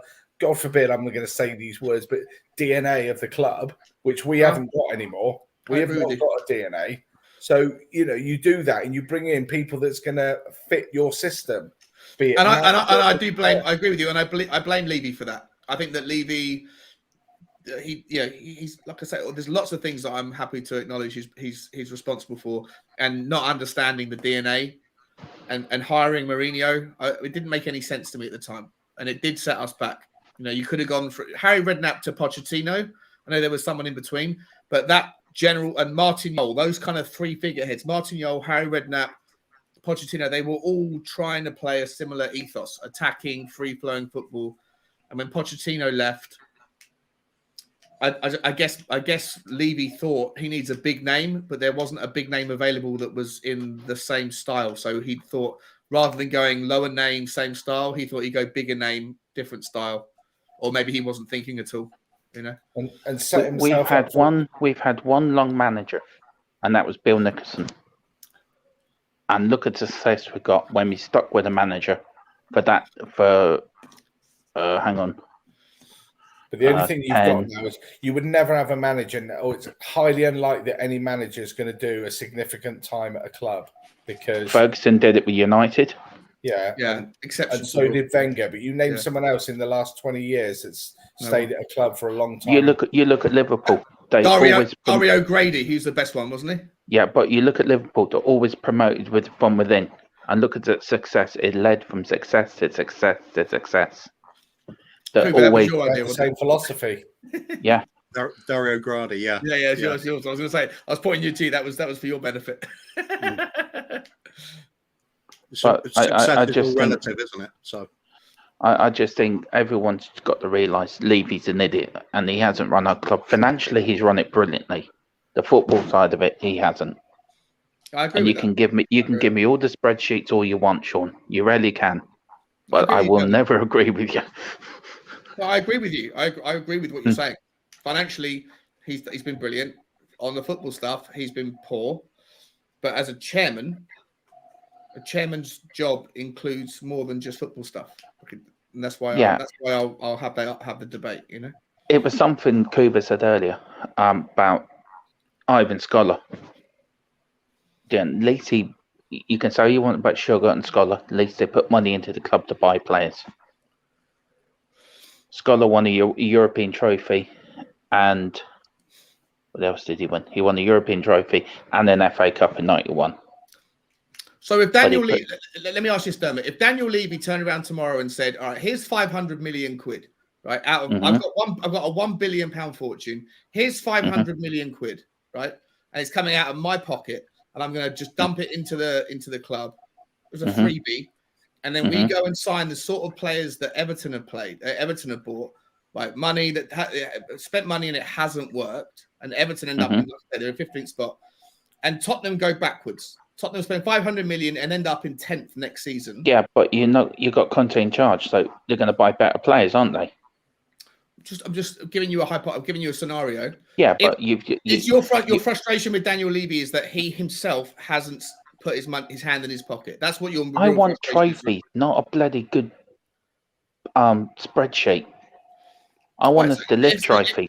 If he goes and pays 500 million, there's no guarantee that turns into a trophy. But if he goes and spends 500 million and it fails and we end up in 10th, are you going to still call Daniel Levy a parasite and a cancer? Or are you going to say, actually, he's been a bloody good chairman because he ruined his entire fortune trying to make us win a trophy, and Man City still knocked us out in the quarterfinals of both cups? Yeah, I still call him a parasite because we didn't win a trophy. Okay. You heard it here first. Fair enough, Dermot. Fair enough. That's not an argument. Now I know where we are. Okay. What about this comment then from Truth? If we are where we should be, then accepting being a loser who never wins trophies, could you imagine Michael Jordan or Tom Brady accepting 6th place and never having won anything? Sad mentality. Exactly. Oh, that's Monday morning quarterback stuff. Literally Monday morning quarterback stuff. You're cherry picking the GOATs of all time in their relative sports, and then saying, "Well, why can't we be like them?" There's only one Tom Brady. There's only one Michael Jordan. Like you can't. You have to come on, aspire Truth. to be Come on, them. Truth. Be reasonable here. We're not Michael Jordan. We're Tottenham. What I'm going to add to this discussion is, if Levy and Enoch wanted to make a successful business and make the money doing that, they should have picked a different business, not a football club. Right, and I agree with that, Kuba. Like, he's not the right fit for a chairman, but we have him, right? So we have to, we have to hate it and want him out. That's right, mate. I agree. I believe you. Yeah. See, we're wearing down. We're wearing down. Your dad, Sean. Shawnee's one of us. He's just forgotten. I feel like this little honeymoon period of me in the community is going to end. At some point I'm going to be like pariah. It's not going to be Daniel Levy the cancer. It's going to be Will Butler the cancer. All I'm saying is to the crowd at the gates to Castle Levy at the end of the transfer window, you will be there at the back with your pitchfork and your torch. Yeah. Looking a little bit glum, but you will be there. 100%. Yeah, I'll be there. I love you guys. I love everybody. I love it. I like I say, man. My thing is, my shtick is, look at the glass or look at the water glasses half full, not half empty. I think we're doing all right. I think we're fine, but I understand everyone else's perspective. How come everybody else has 2 glasses? I don't know. Why do they? Why has it stopped pouring? See, I'm not the only drinker on the channel. Who's filling the glass? Oh, the glass isn't being filled, it isn't being poured out, and it's only water. But other than that, I'm with you, mate. And they're not glasses; they're little plastic disposable cups. And you just teased us with is that wine, if I'm not mistaken, in the other hand? No. This is. I'm actually having a drink tonight for the first time in like 6 days. This is a vodka Diet Coke. Ooh, no, it's not. Okay, it's so you got vodka Diet Coke in one hand, and then hang on. The glass is half empty, half full in the other hand. This is my water vessel. It's a jug. Kuba. Yeah, that's vodka and Coke. You have a go at me drinking vodka. You need to do the same to Sean. Now, come on, fair's fair. Yeah, but he doesn't fall sideways out of his chair after a while, does he? That's you trying to kill me, to be fair. Well, you haven't died yet. Oh, God, wine. Not for the one that you bloody frying. Yeah, anyway, the point is, Sean, you got vodka and Coke in one hand. Lovely. Teased us with that on camera. And then you're saying, look at the water. The water's half full. Be pleased. I was trying to give you the glass half empty analogy, but my glass is more than half full. Exactly. You've got Levy's cut on one hand, and the rest of us have to be on water. I'm pleased about only having half and the amount in there. That's what you're basically saying while you're sipping your vodka and Coke. Yeah. Well, maybe. Shocking. Maybe my analogies need a bit more work. Can I just say, there's only one room for a drinker in this channel, and that's me. So Sean, you can't come into my job. I'm gonna go. I'll leave you guys alone if I'm ruining your show. No. I'm just saying, there's only one average drinker in the show, and that's me. Yeah, we're just chatting shit tonight, mate. It doesn't matter. It's Friday night. It's what we do. In fact, it's what we do. What we do in the background, anyway. What I've really wanted to do for a long time, Sean, is ask you a really actual serious question on Levy. Betty. But I've got to make a few little assumptions just to make the argument a little bit more coherent, without having to do loads of research. Just tiny little amendments to what might be the actual figures and things. Do I need a pen? Basically, in Daniel Levy's position, where he's basically stolen at least £50 billion off all of the fans, all of the hard-working fans that have been supporting the club for this long, if not 100 billion. If he's stolen all that amount and then lined his own pockets with it while he's going off all around the world on holidays instead of doing his job, and he's buying up all of the properties around London. So clearly in some sort of global takeover initiative, where he's Yeah. going to own everything and be Yeah. the supreme overlord of everything in the world.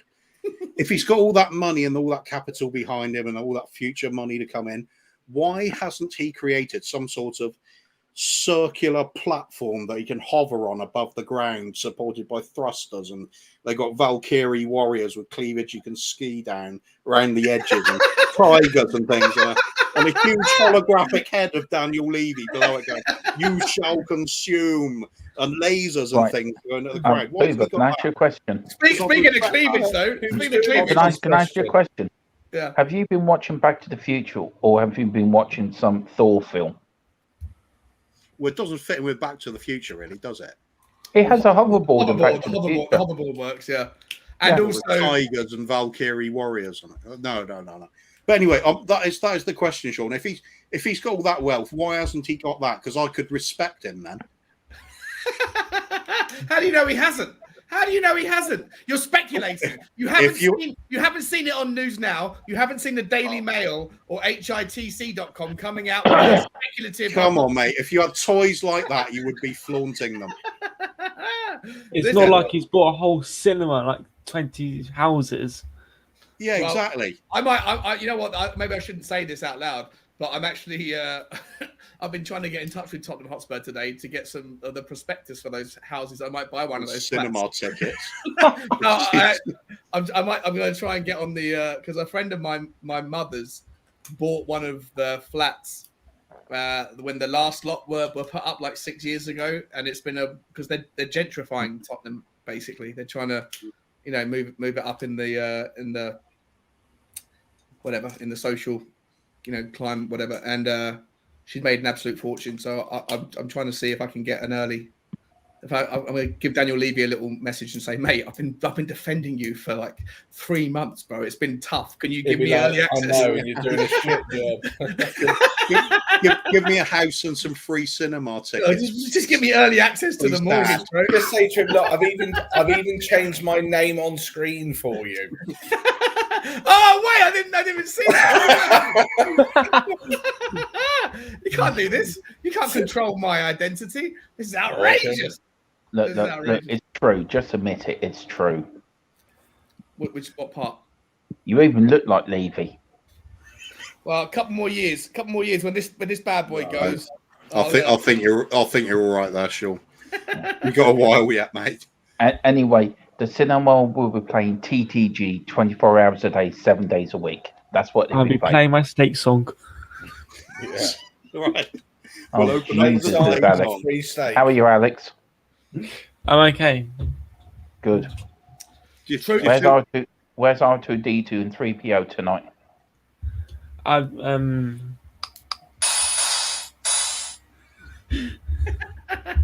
Is that a digital drum kit? He's got his keyboard. Is it?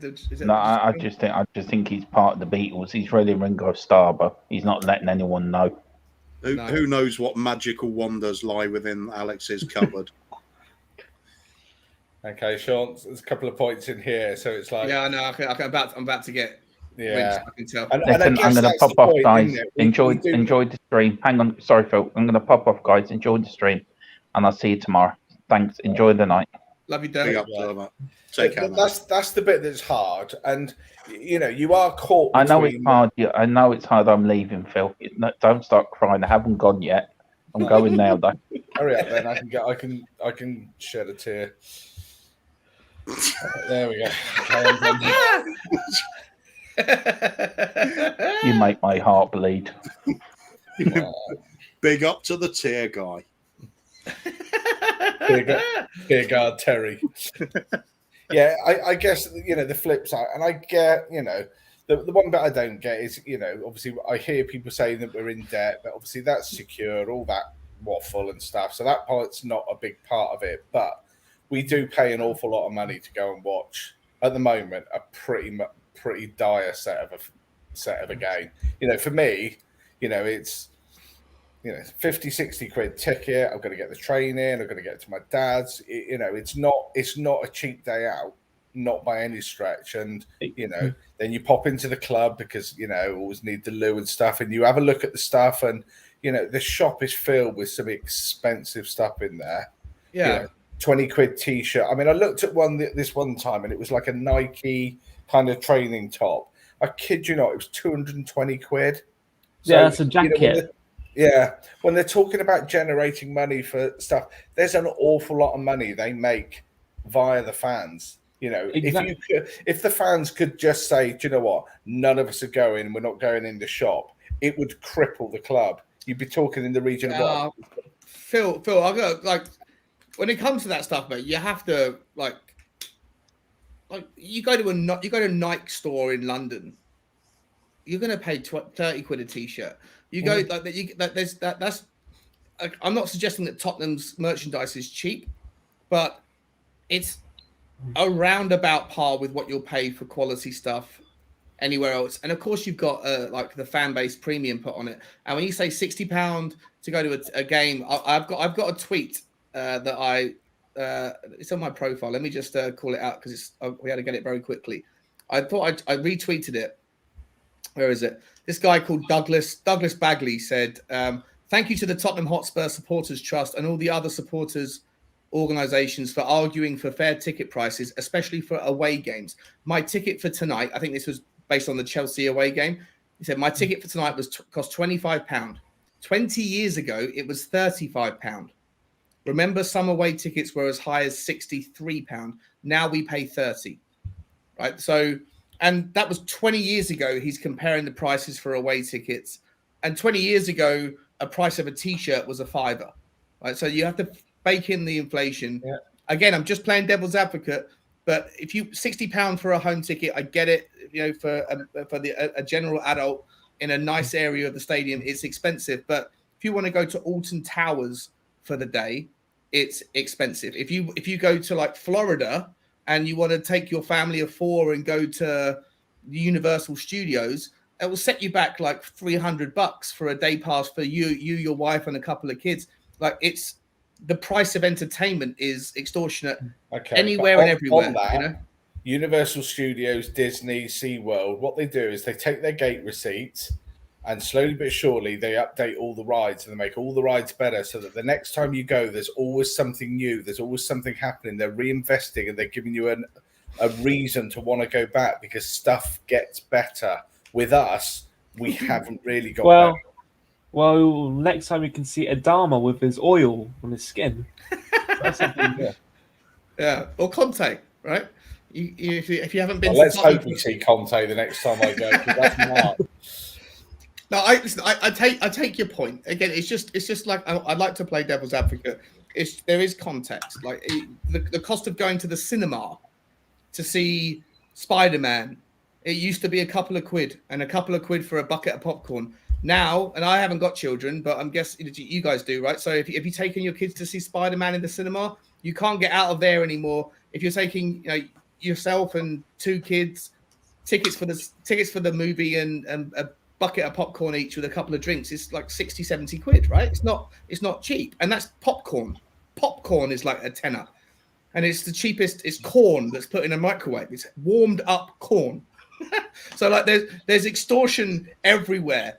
And Tottenham are not unique in taking the piss when it comes to exploiting people. That's a consumer world, the capitalist world we live in. Right or wrong, it's what it is. It is what it is. And if you want to pay, if you want to have Vlahovic playing football in a lily white jersey with a cockerel on the badge, then you're going to have to find a way to pay the fella 300 grand a week.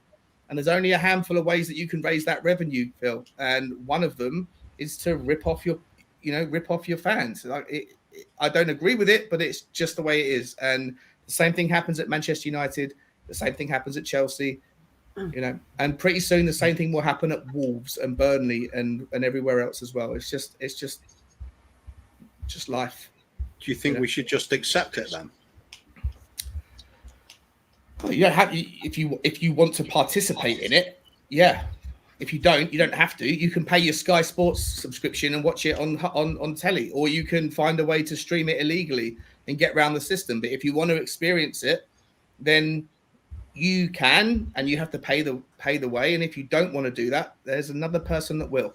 I know it's not cool, but it's just life. No, I mean, would you say it was unreasonable to be disgruntled by it and actually voice your opinion that it's wrong? Listen, I've got no problem. I totally respect everyone's opinion. I'm not saying that your opinions are not worthy of being heard. I totally respect everyone's opinions. I don't think it's going to get you anywhere. I don't think Daniel Levy is ever going to say, you know what, I should reduce the price of a Nike T-shirt from 20 quid to 10 quid to make it reasonable. And I take your point. I just think that if you don't want to pay it, someone else will, and that is the world we live in. You know. Yeah, I'm just thinking from the point of view there because we had the whole thing with the Levy outs with Brian Daigle organising the protest about it. And then when it happened in the ground, before it happened in the ground, people were saying, "Well, you won't get you anywhere, will it?" But we did complain about it. That did happen, and people did listen, and there was enough there to protest against Levy to make things change. So, at the Chelsea game. At the Man United game when they were chanting for Levy out, we got Conte come in. I mean, things were changed by what was considered to be a sort of minor movement that would have no real traction, wouldn't achieve anything, but it did. So no, I'm all for it. I am all. Do I come across like I'm I hope I don't, because I've had a drink tonight, so I hope I'm not coming across as like I'm dismissing and anything. I respect and admire. And I understand the reason why everybody is fed up. I totally get it, you know. And like I say, my Levy in thing is not a Levy in thing. It's just a, contextual thing. You know, I'm as frustrated with everybody else about the lack of signings, the lack of progress. In terms of the prices, though, I don't see. I'm all for people who want to protest outside the Spurs shop and boycott it and say, "What are you doing?" You know, you could take it further. Like, why does it have to be just about the prices that you pay? You could turn around and take it further and say you're buying T-shirts from Tottenham that are made by Nike, and Nike employ people in China, and those people are slave traders, right? They're people that don't, that they have nets up at windows to stop people jumping out and committing suicide because of the conditions they have. Okay, where does it stop? Where does the atrocity stop? And where should your focus of a protest be? Is it you're protesting about how much you're paying, or should you be protesting about how much they're not getting paid? You know, indeed, yeah, valid points. Perhaps come across as the wrong sort of way on this. I wasn't so much questioning your particular. I know. It's more like I'm kind of interested in your opinion on. Is it worthwhile even attempting this sort of protest, or is it just so inevitable that it's a complete waste of time? What protest are you talking about? The protest of prices of tickets, or are you talking about the protest of Daniel Levy? Whatever you happen to have the gripe with at the time, whatever the prevalent feeling of discontent is with the club.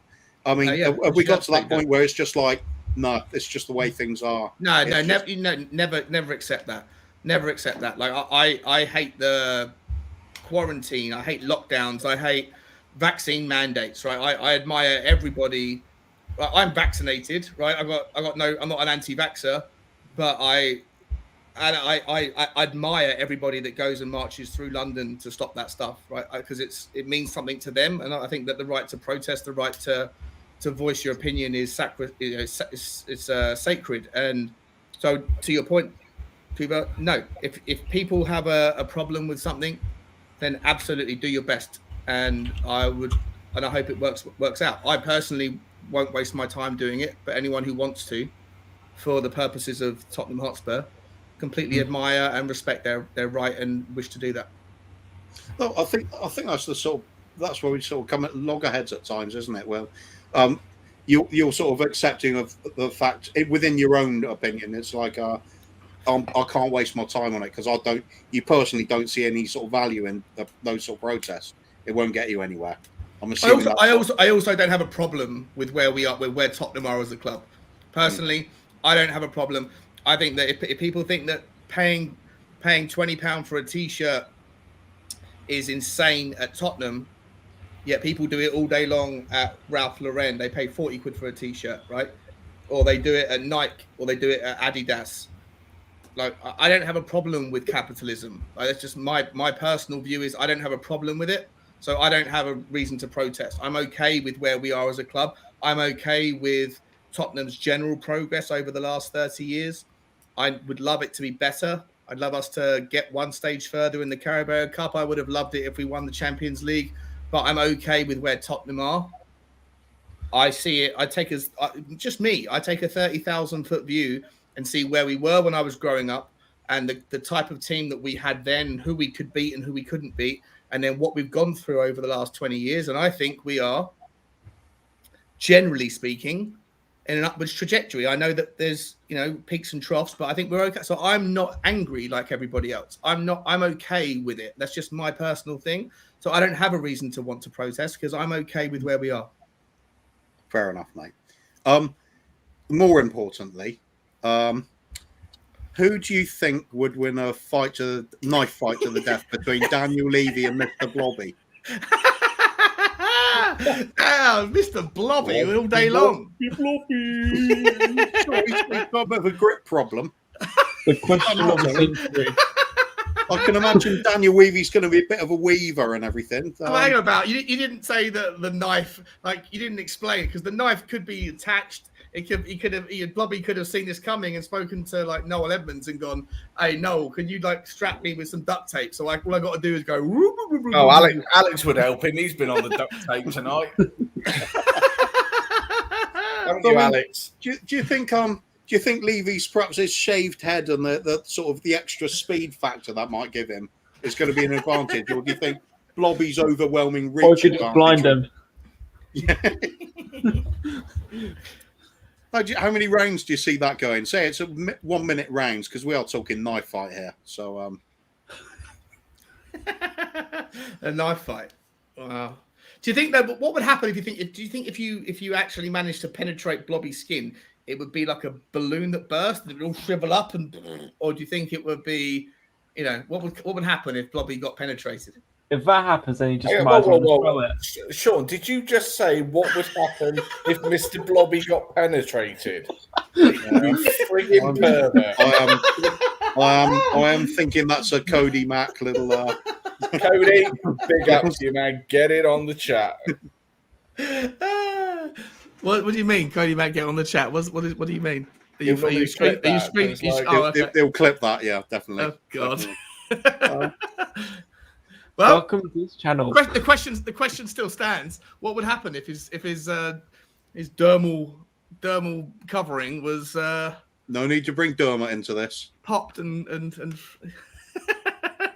anyway. Well, I should not be on a live stream. I've had a couple of shit. This is bad news. I see. So the Levy talk's fine, but as soon as we get onto proper questions, you just grumble. I'll see how it is. I'm going to regret this tomorrow. Sean, as a follow-up to that, who is the hottest female cartoon character? We had this one before, haven't we? Free choice. It's like wide open now. You can have anyone. Yeah. Well, I'd always say Jessica Rabbit. However, I did think about this a little while back after the first time you asked me. Do you remember the woman, the girl from? What was the initial the robot? Do you remember the? Were you going to say the Simpsons then? Lisa Simpson? No, the guy that made the Simpsons. He then made like a Futurama. Futurama. Yeah, the woman with the Cyclops woman. Oh yes, She was pretty. I told you, Phil. It's a good choice, that one. She was pretty cute. I liked her. Yeah. That's the voice of the actress who's on Married with Children as well. I've forgotten her name now. Sons of Anarchy. I've forgotten. Is it the young girl, Christina Applegate? Yeah, well, she's not a cartoon character though. No. Do you know the real benefit of going out with the woman with the one eye? Is that because she's only got one eye, she hasn't got depth perception, so she wouldn't entirely be sure of whether you were a big man or a little man. I was going to say, the way you were going with that, Sean, I thought you were going to come out with your other half has only got one eye, and it means that you're massive rather than like. Yeah. I haven't got another half. So. Yeah. This has got this. I've got to cancel the goddamn stream. Doesn't she have an extra Gajimba though? I can't remember. An extra what? Kajimba, Mama Durango, Babylon. I have no idea what you're talking Next year, Oh! Yeah. Does she? I think she does. Maybe I'm just hoping. What was her name? Layla, is it? Layla. Let me see I what think I'm it's working- Layla. Let me Something see like what that. I'm working with here. Layla Futurama. Koji, I sent you the link. Nah, in the chat. she's straight up normal. Everything's normal about Straight up normal, except for a huge eye. her. All right, fair enough. Yeah. This is a weird Oh, conversation. That's ruined my dreams, that one. Well, this is where we go. I need Right. to get off this stream. I'm Talk- embarrass talk- myself. Yeah, talking of tits, Arsenal on Sunday then. We have to squeeze them. Is it going to happen? Have we had No. have we had Sean's opinion on them trying to get the game called off? No, not yet. Can't We've got handle far the more state. important stuff like cartoon characters and one-eyed big boob people. I feel like if Arsenal get it called off, there's a massive problem. There's a massive problem with precedents, whatever the rules are. Like Arsenal have only got one COVID case. They've got 6 players at the AFCON. They've got a couple of injuries, and they've loaned a couple of players out. The reason why they're down to 11 or 12, whatever it is, recognised outfielders, is not because of it's not because it's their own fault, right? Don't sign 6 players that disappear every 2 years for a month, and then also, loan 2 players out. Like, it's madness. If they manage to get it called off, it sends a horrible message and it sets a horrible precedent. So I expect it to go ahead.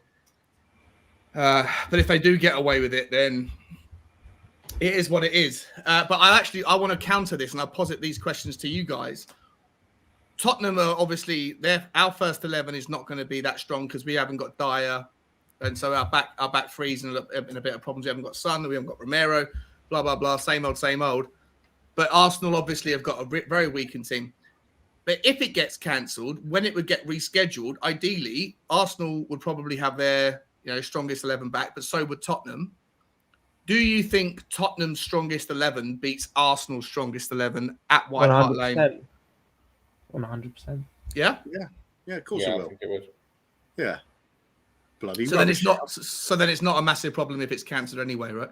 Well, no, just easier to beat them if the whole defense is injured or have COVID, or in the AFCON. Oh, and more importantly, it gives their fans more to whine about. Imagine Ty on AFTV. Imagine you going on there, mate. What was the rival perspective?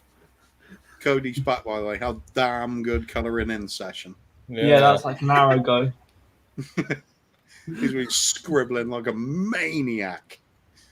You're going a bit excited in your cupboard there, Alex. Sorry, 3 hours Truth, behind comments. but yes, we are. We're about half an hour behind. It could be a new record for us. That's insane. It's difficult, though, isn't it? You must have noticed it on your own channel, Sean. So difficult, mate. It so is. It difficult. really Especially is. because I'm so verbose. I never stop talking, which I'm so aware I of haven't now. noticed. I know it's Yeah, bad. Is that like a new thing to you, talking all the time, or? It's a new thing to be aware of. When you watch the things back and you go, I'm literally talking 80% of these streams. I feel so embarrassed and I can't help myself the next time I go on. So I'm going to shut up now and let you guys go through the comments. It's why people come and follow your channel, mate. They like hearing you talk. That's all there is to it. You make a good guest on any channel and you host it well. It's still rude though, isn't it, to be talking all the time? So I apologise. Oh, well, shut up then. Oh, yeah. I'm going to now.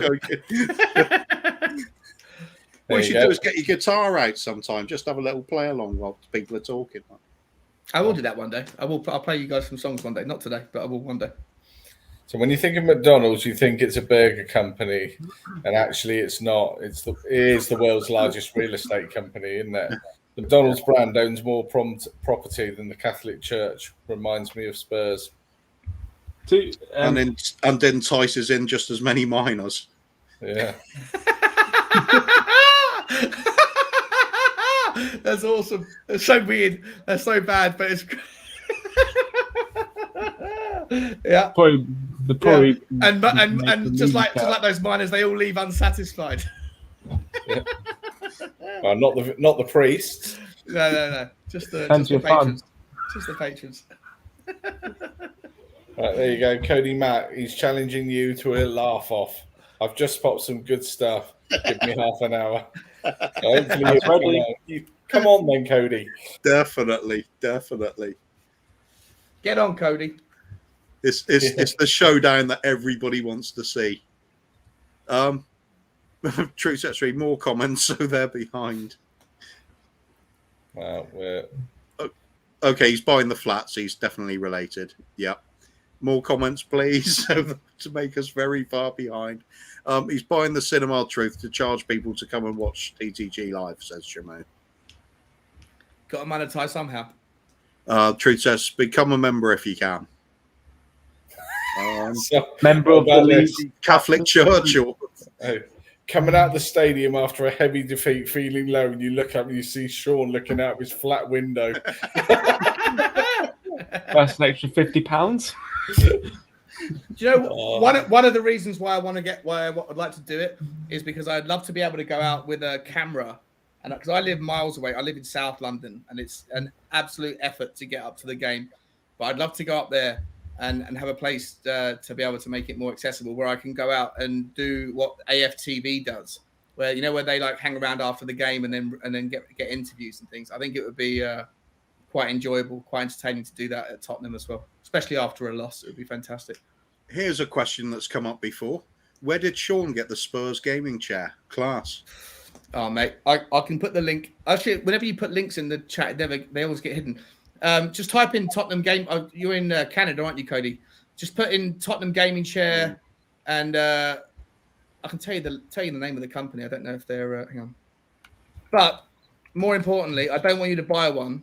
Actually, it doesn't matter because Cody, it's called Province5.com is the company that I got it from. But I was going to say, don't buy one if you're a bigger lad, because this chair is awful. It's not comfortable at all. I'm a very big boy, and I want to make a company with all of these things. Just I want everything to be like 6 inches, 8 inches wider, taller, and the cushion to be like 4 times deeper. Mr. Blobby again and being penetrated. Penetrative chairs. Every inch counts in the chair, every which way. But Cody, don't buy it, mate. It's not comfortable. It's a horrible experience. There's 21 of you. Smash the like button. Yeah, come on. We can get this channel up to obscurity in no time. You guys are doing Sean's amazing avatar work. is Levy tanning naked in the Bahamas.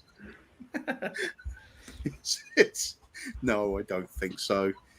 I think Sean takes a little bit too much stick for the Levy thing, to be honest. That's all right. It's all good. It's all good fun. We have some royalty in. Are we ready for the song? We are. And he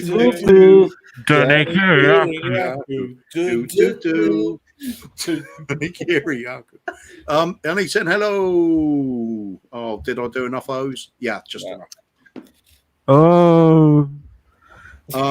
John Fitzpatrick. John Fitzpatrick is your buddy is here, Aaron. Oh, we're talking about Danny. We're talking about Alex. Hot Spirit saying Levi will do whatever optimizes profit. If people don't buy t-shirts or tickets, he will lower prices to get a profit, maximizing price.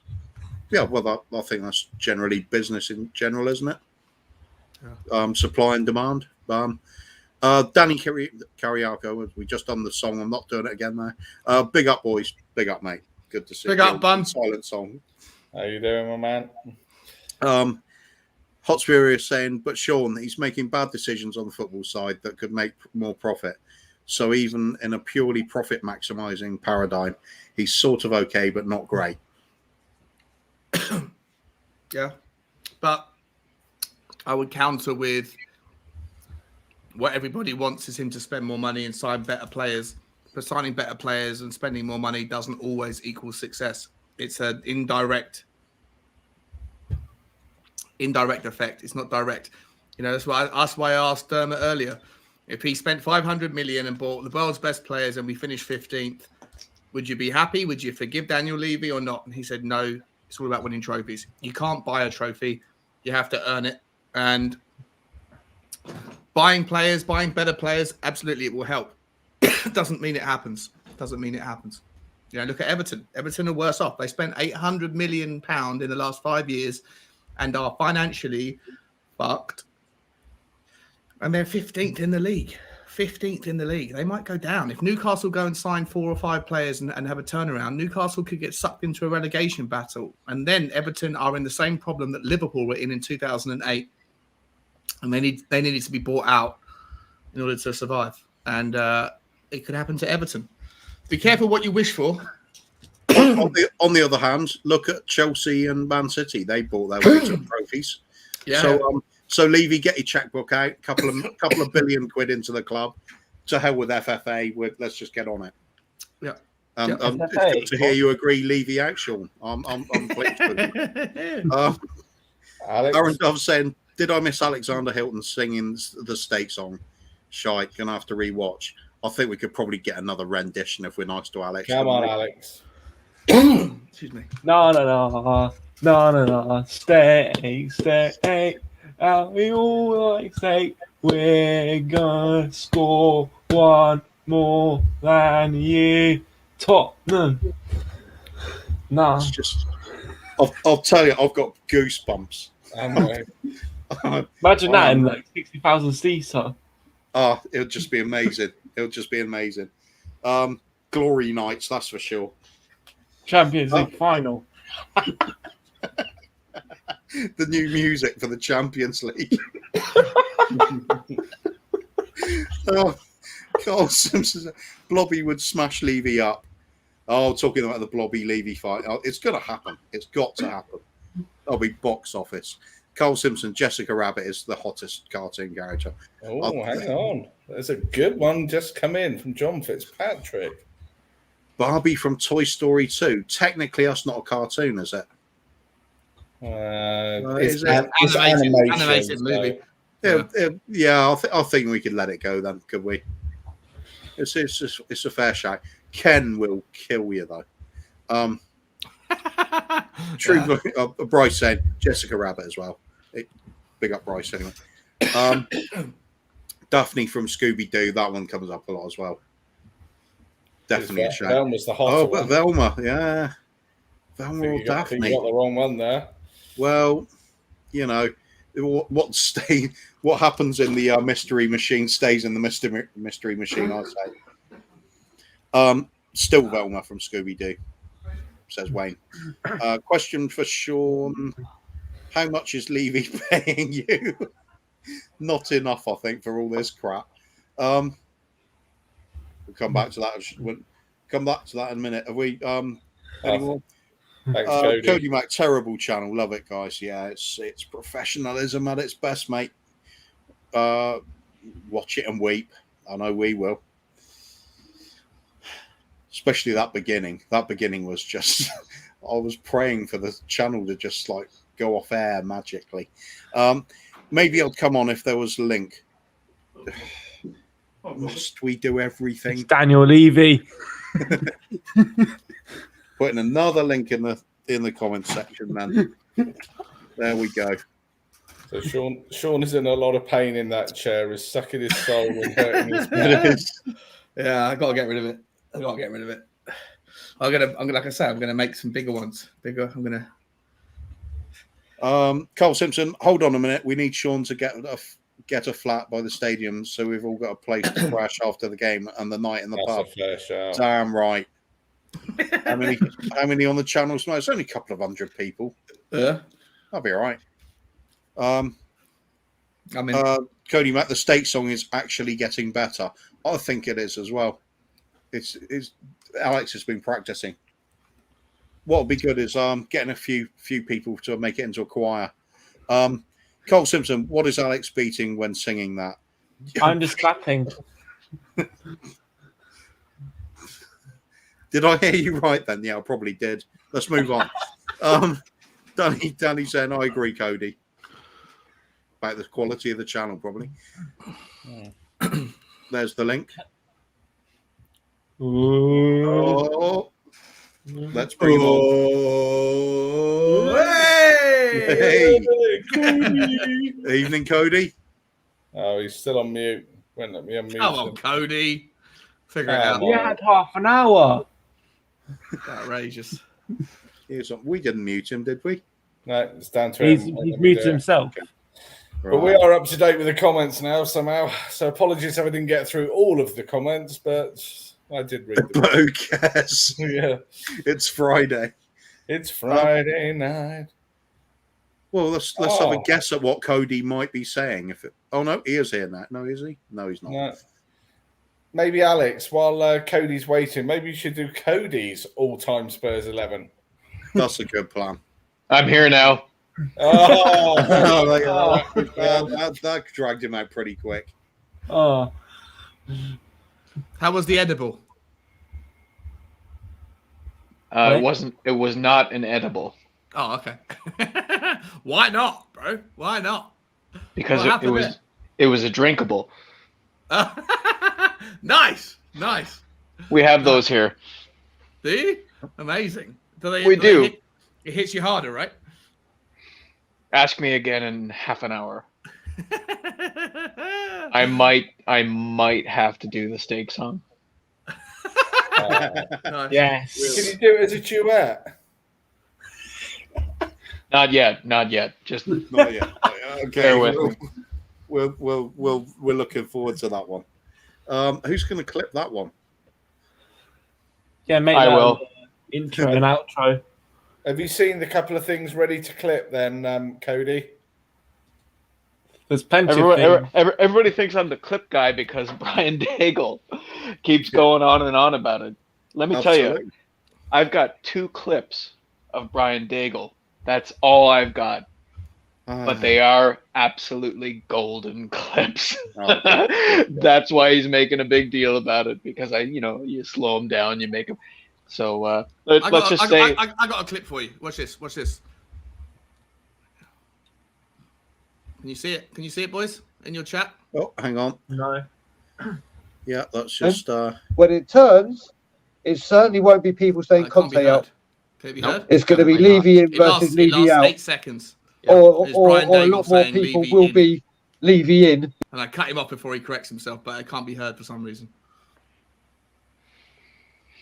Can you hear it? or Man, not? No. you got nothing on what I got. All right, I'll remove it. Did hear of Claire Levy in though. I'm going to share it some other Daigle's way. Levy in. He's definitely saying Levy in. And he said, please don't share that, Sean. Please don't clip that. Please don't share that. I was like, no, of course not, bro. Of course not. It's the first thing I did when I got off the show. Aaron, you're getting a lot of love for your chair. I swear Sean's seat has got smaller, or he's got bigger since I first saw Ah! It's a little from blame column A. Levy. It's a lot more from column B. I don't know how it was the first time you saw me, Aaron, but I have put on some weight because I've got this pendulum. I've got this problem with my thyroid, so I put on weight very, very quickly. We've got Steak with us. Wow, it's gonna be it's I bet it's Kiriakou. Who It likes is Danny. steak? no, that's Danny. Yeah.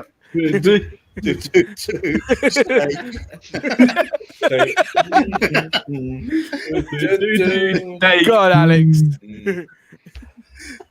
Take it away, Alex. My No, wife no, thinks no. I'm retarded No, for no. paying attention to this stuff. Hey. We all like steak. We're going to the store. One for that and you. Tottenham. No. Steak. I love Tell you it. what, man, that steak looks delightful in your. It does look pretty good. It's making me hungry. Have we seen this Every with time. truth? 17 You're human right there. beings really watching this. Wow. Yeah. We need a flag to go with the steak song. Right, Alex is gold. I agree. I agree too. Absolutely. This You is know right what? about this- You know what? We could make a super stream with Alexander and Alex Davies, Oh, Oh my and just God, have them like amazing. talking over each other the whole time. Alex Davies just trying to talk about Spurs, and Alex just singing the steak song over top of him the whole time. That would be. When Alex Davis starts talking about like Dele Alli being a good striker, and Alex can be like, I think Steak's a good striker. I mean, Imagine Alex's reaction. I would subscribe to that in a heartbeat.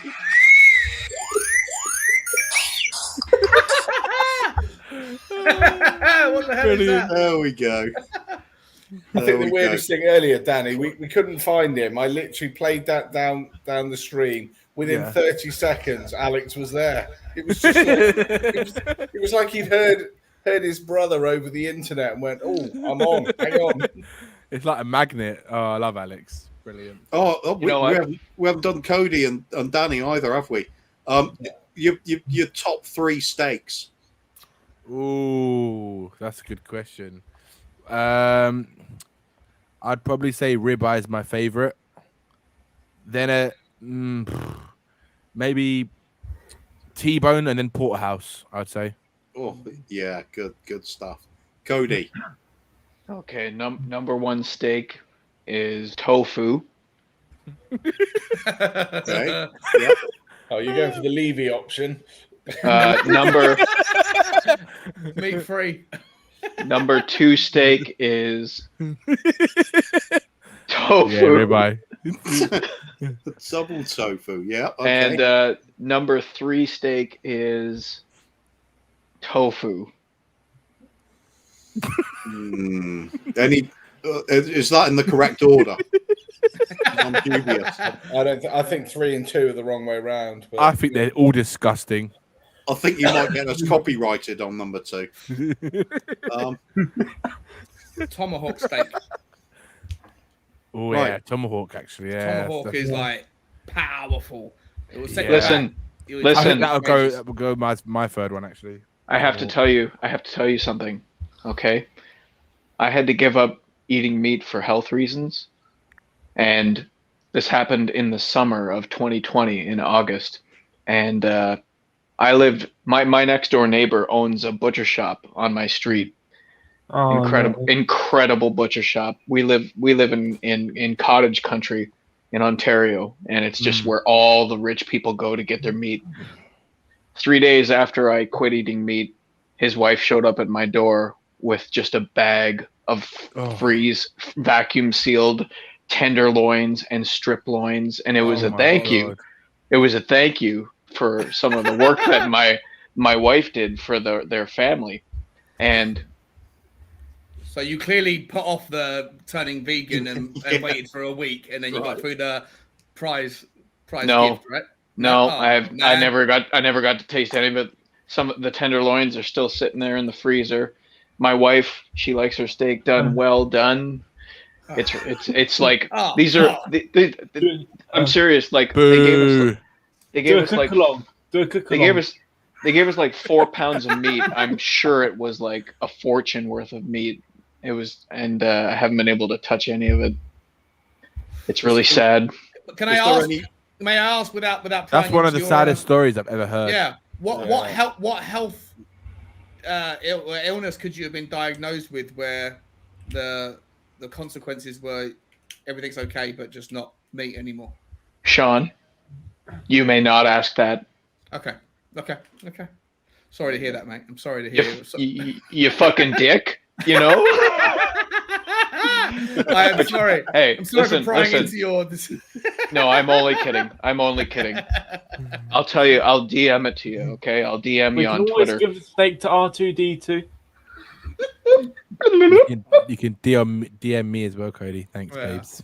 I will. You can DM me the address, and I'll pay for the postage, and you ship that stuff over to me right now. Yeah, post. Hey! Get in line. Get in line, Sean. I have something I want to say to Sean. I think that everyone needs to back off the whole fucking Sean Levy narrative, because Sean is starting to feel a little bit insecure. He's finishing every sentence with "I'm not Levy in," and it's true. I find myself going, "Hey, I'm not like that."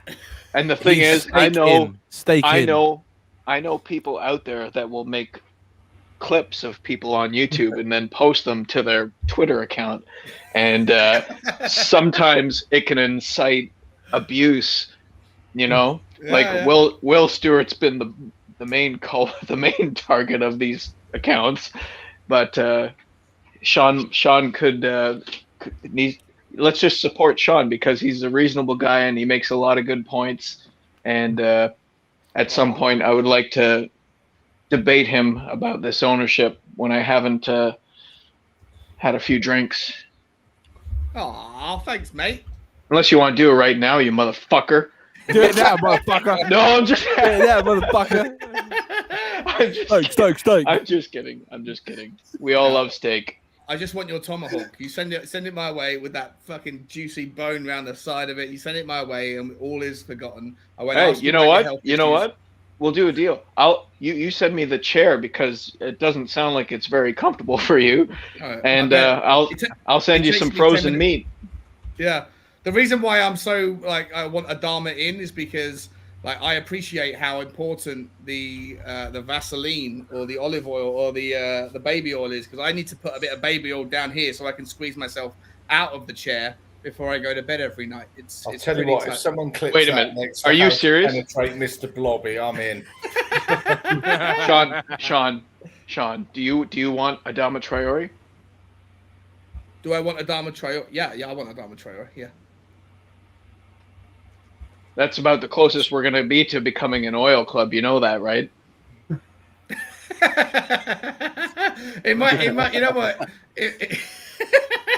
It might end up. It might mean one of the Arabs comes in and goes, "These guys are about oil. I can get on board that. Let's go and pay $3 billion to get Daniel Levy out the way." Then there's a little bit of logic. Let's get Adama in, sponsored by baby oil, and then we get the Arabs in to come and buy us out. Johnson.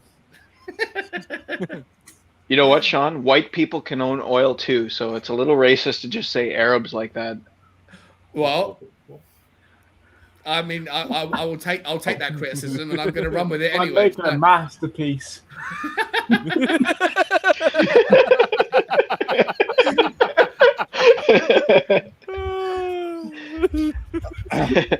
We love steak.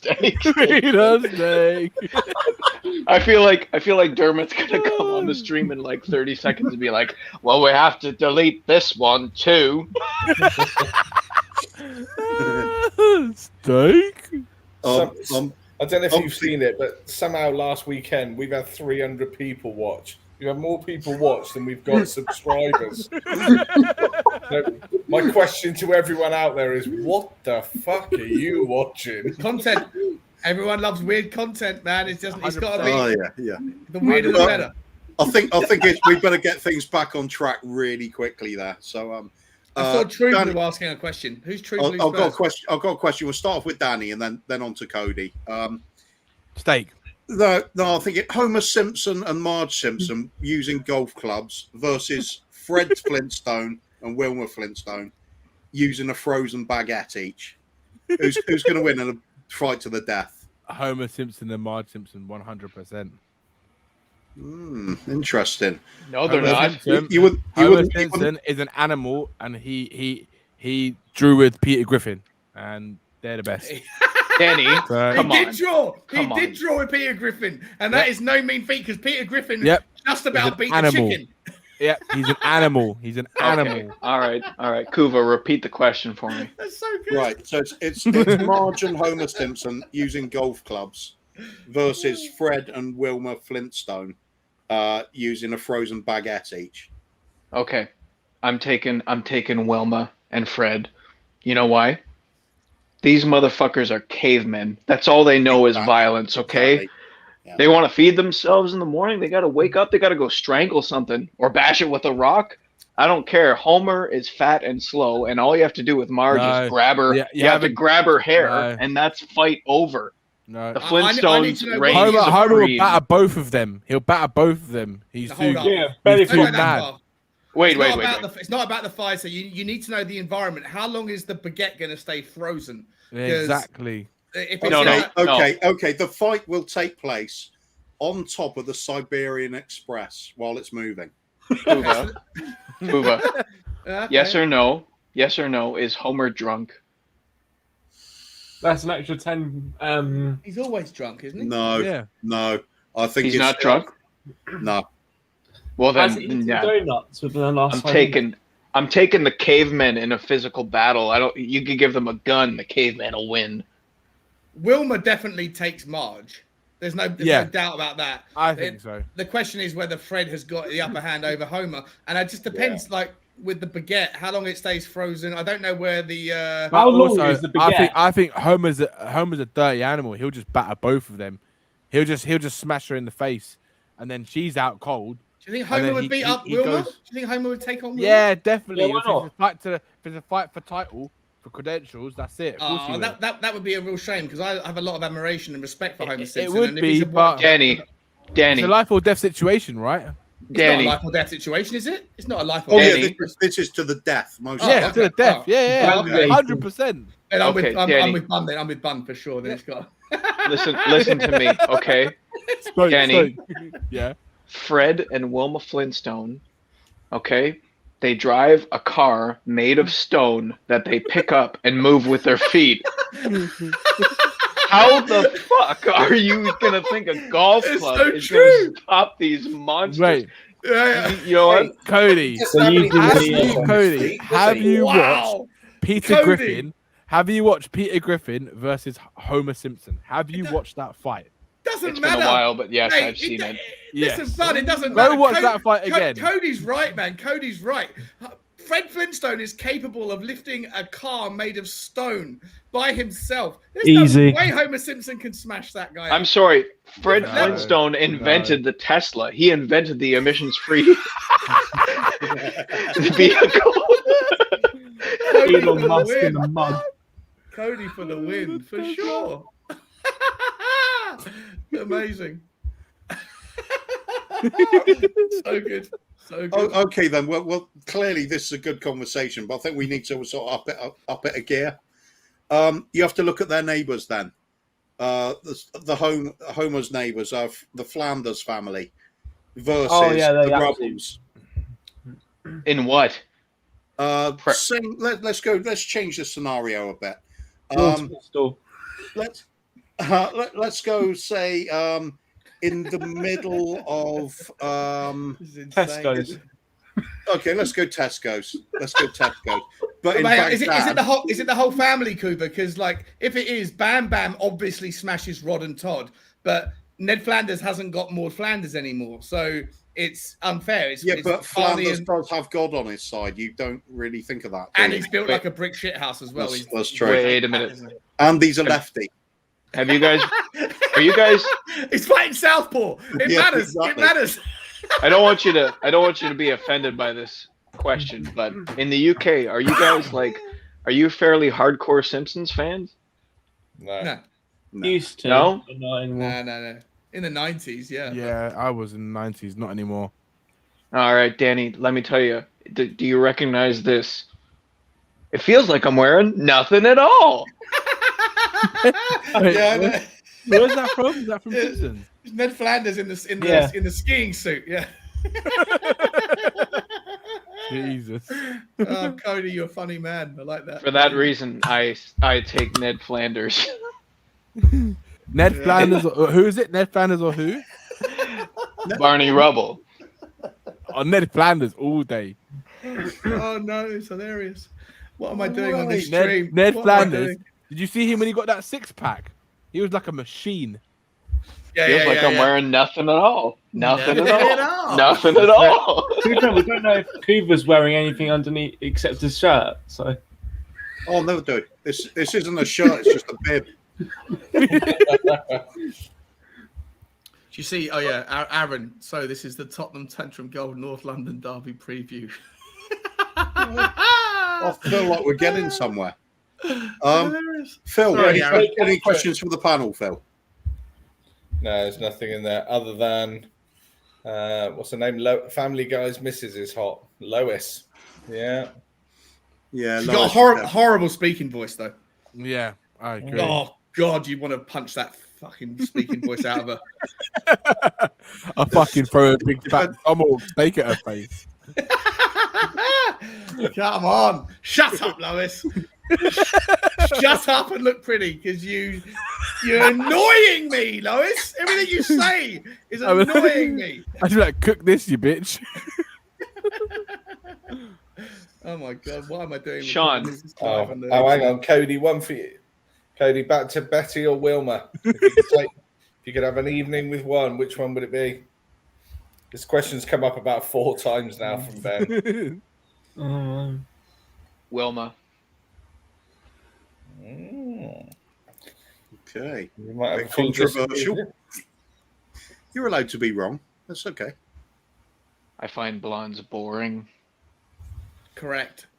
Well, that's why you want Betty, isn't it? Cuba. What did I say? You said Wilma. Wilma's She's red. not Wait. blonde either. Isn't Wilma the redhead? Yeah. Yeah. Wilma's a ginger. Yeah, she's a Yeah. spice fiery ginger. Yes, that's the Wilma is the choice. I think so. If blondes are boring, gingers are the opposite. Yeah, I but agree. Betty isn't blonde. though. And they're probably more crazy in bed as well. Yeah, no, I'm not saying that the Betty was blonde. Greg I'm just asked saying Wilma is the opposite of a blonde. Like, do you want a thoughtful answer? Or do you just? Anyways, did you guys? Answer from the heart, man. Here's my answer. Cannot believe I'm doing Okay, this. you guys have asked all these cartoon character questions, and I get it. It's entertaining and everything, but in the end, and you skipped over this comment, I think they all feel the same. It's just your hand, man. Yeah. Don't spoil it. Don't spoil it for me. All you got is your imagination at the end of the day. That's all life is. Everything starts in your imagination, Cody. You should know this, bro. You should know this, man. You got to keep the allure alive. This one I've already conceded the title. Who wins the beard battle between myself and Mr. K? It's Mr. K. Love that guy. His Love beard's that guy. immaculate. Kuva doesn't have a beard. Yeah, it's just it's just Like the goatee, Gandalf. really, isn't it? Yeah. No, it's not. It's not just a goatee. Don't. I'm not meaning to denigrate your facial hair. You have an excellent goatee, but it's not a beard. Get some Let's just steak define sauce in it. it. Let me ask you something, Kuba. Sauce it up, Kuva. Did you grow everything out at the same length and then trim the back bit back, or did you grow the first thing out and then allow everything else to grow once this bit got longer? What was the process there? Well, I was shaving as normal. I was going to go completely clean shaved. Yeah. But my kids love me having a beard. So in the middle of the shave, they said, "Oh no, don't do it. Leave that bit." So I left it. I thought, all right, I'll just see what it looks like. So I left it and it's just grown it from there. Do you remember Dog the Bounty Hunter? And he had like these like, oh no, it wasn't Dog the Bounty. It was the guy from American Chopper, who had like the guy who looked like a walrus, and he had these like monster things go down his back down here. I think you could do that. I think you could handle it. No, I'm thinking I've got like some beard rings, so I can go like Viking style. Nice. I just Yeah, thought it you was going could. to be a bit of fun later. But, Very cool. then I'll go full on Odin.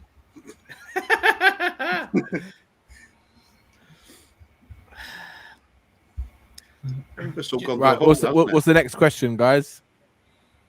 it? Come on, Phil. You must have some lined up. Where are you? Oh, it's Delia's in. No, Dazza Hotspur. I don't watch cartoons anymore because I'm an adult, but Hong Kong Fooey would fuck them all up. Number one super guy. Yeah. I don't know. Captain Caveman would probably still stand a Oh, chance. Yeah, he was pretty solid. It was solid. It was definitely. Well, we're going to have to move on to real people then, which seems a bit of a shame. Yep. Yeah, that's a real shame. What's that? Oh, well, if we're running out of questions, Sean looks like he's frozen. No, he's that. He's still going. I think if he had some Vaseline, he'd get himself out of the chair, but that's another story. That's a proper late night. It's not Vaseline, it's olive oil. Olive oil. When you're short, olive oil always comes in handy. Sean, Hello, Cody. what's your profession?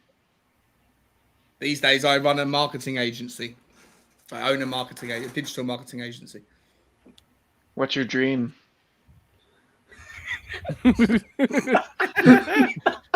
I own an oversized gaming chair company for Tottenham fans of the larger size, and I'm going to be making that dream come true in 2022.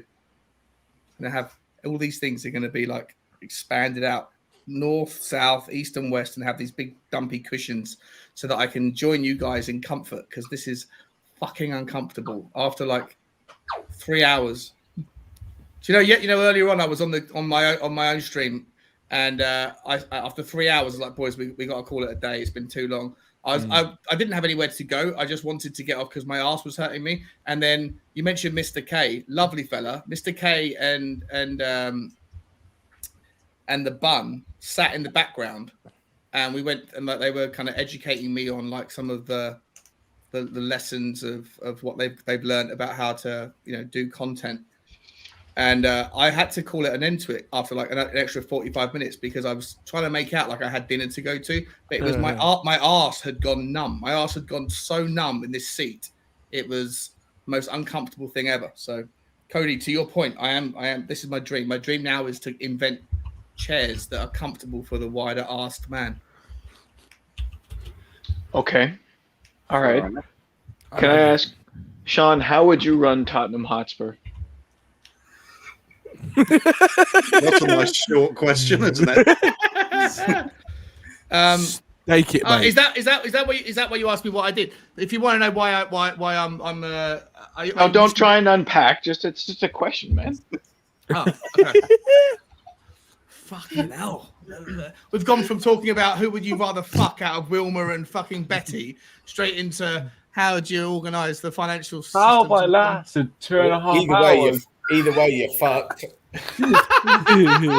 Either way, it's digital. So I would particularly like that you're not allowed to unpack. I would. Or a one-word answer. Do you know what I think would be an awesome idea? I think it would be a fucking moving away from Tottenham. I do think there is an absolute need for a team to start. You have to start to be like you invent a team, you create a team, you go and build it in London on some field somewhere, and they start at the very bottom leagues of amateur football. But there's a fan base that is built via YouTube and via the online community, and through decentralization, through community ownership. Everyone gets to pick the team. Everyone gets to pick the strategy. Everyone gets to pick the formation. Everyone gets to pick the runnings of the club via the blockchain, via one vote per decision, whatever, right? And you basically stop this nonsense of who's in control. Let the fans control it in a way that's actually doable. And I think it could happen through blockchain, and I think it could happen through like the kind of online community. I'd love to see it happen. I think there was actually a team that tried to do it or tried to do something similar. Harris Army FC. I forget the name of the club. It's a YouTube based football team that they stream all their games online. But if you could actually hashtag or something like that. Hashtag, that's it, mate. Hashtag United. Hashtag United kind of is something similar to it, but they still have like traditional ownership or traditional managers and coaches and things. But I think that you could take it one step further and allow a community of people to actually select the team, select the formation, select the strategies in real time. I think it'd be an awesome experiment. I hope this happens gradually, because I feel like if you snapped your fingers today, that team would get relegated. Yeah. Well, you wouldn't get relegated if you started at the bottom, would you? You can't go much lower than the bottom league. But I do think it would be a cool little experiment to see if the fans are right. If you know we get Spurs in the FA Cup. But it makes you think like whether or not I don't know, against Southampton or Watford or Chelsea, a lot of the fans were like, "What the fuck? Why are we playing Galini?" Or "What the fuck? Why is Doherty at left wing back?" And us as fans would go, "Well, we could all agree that we should have had this done there, or this position or this player in that position." I think it'd be really cool if you could have a team where the team was the strategy of the team was decided by fans voting or You'd have to know all the profiles of the player and the fitness levels and stuff, so you wouldn't get the full commitment of people doing it properly. You just pick what you think. So it's like none of us would ever pick Doherty. Might be the case. It might be the right game. It's probably an idea, but I think it wouldn't work. You're out, Sugar. Sean, you're fired. What if? Sean, you're fired, you prick. We right. form this team right Joking. here. Sean out. Sean Levy. Sean Levy out. Well, good luck with your fucking team then, you bastard. It's time to go. I'm going back to watching real football. You carry on. Get your steak out for the lads. We're gonna score one more than you. We like steak. We like steak. So many parts towards this project are coming together already. My wife is so confused right now. If we put say a What quid if you did it? You could pick your team from the armrest of a big fat chair. There, combining businesses. There you go. See, Smart. that's what I want to do. Steak arena. We just need a few houses and a cinema, and we are there. Steak cinema, Steak FC. So how would you control transfers then? If we all put in and go, well, Mbappe's out of contract in the summer, go for him. I would just do loans from like from top teams. No, you're getting like well ahead of like it's going to take 50 years to get to the highest levels. I'm saying at the very bottom level, it's a grassroots team set up in any local environment anywhere, and you start off with just people that want to play, people that want to participate, and you record all the training sessions. You democratize the decision making is what I mean. I don't mean it to be like some weird utopian vision where we're already in the Premier League taking on Man United and we're asking people on YouTube who should be in the starting 11. I mean, you start by like recording everything and making it Sean. all. Yes, Sean. Sorry, I just want to ask you: Do you think that ENIC are a morally sound company? Yes. 100. Well, relative. Yeah, I do. Yeah, I do. Yeah, morally, they're fine. Right. 100%. So back to the question about how you would run Spurs if you owned it. You would own it you would run it in a similar manner. Like if you're Joe Lewis and you're sitting on $4 billion and you're gonna die. But I run it in the same manner as I certainly wouldn't be listening to people who demand that I spend 25% of my lifelong fortune just to satisfy their never-ending dissatisfaction with decision making. So, Whoa! Who's asking him to spend 25% of his fortune?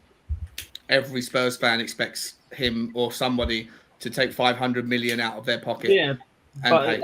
Not 500 million. Yeah, but Yeah, it's 200 million, his 300 million, fault. whatever. No. Like every No. Spurs fan wants that. Yeah. I just think that's you shouldn't be pulling numbers out that are speculation like that. But go on. Yes, Sean. Yeah, Levy man. Yeah, if I was to be running, if I was in Daniel Levy's shoes, Sean, I would have yes, Cody. you know what? I thought about this today, Okay. and listen. If you follow me on Twitter, then I think I do. you know what my stance is on this ownership as a fan. Yeah. But as an owner,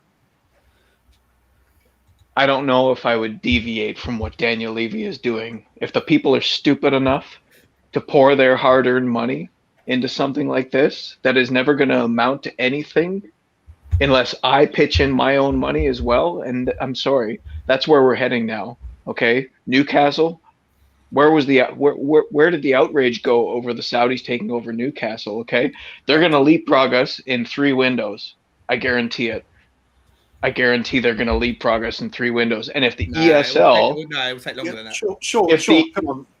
if the ESL They will, 3 ESL windows. comes back, one of us or Arsenal are going to be on the outside looking in because Newcastle will get in. I guarantee you.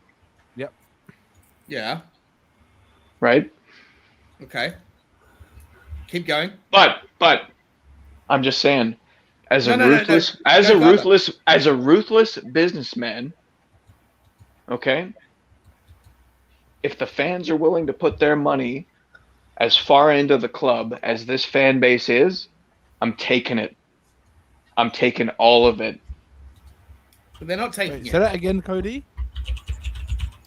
If I can charge what Daniel Levy is charging without putting a single penny of my partners or any of our company's money into it, and I can do what they've done, okay, that is smart business.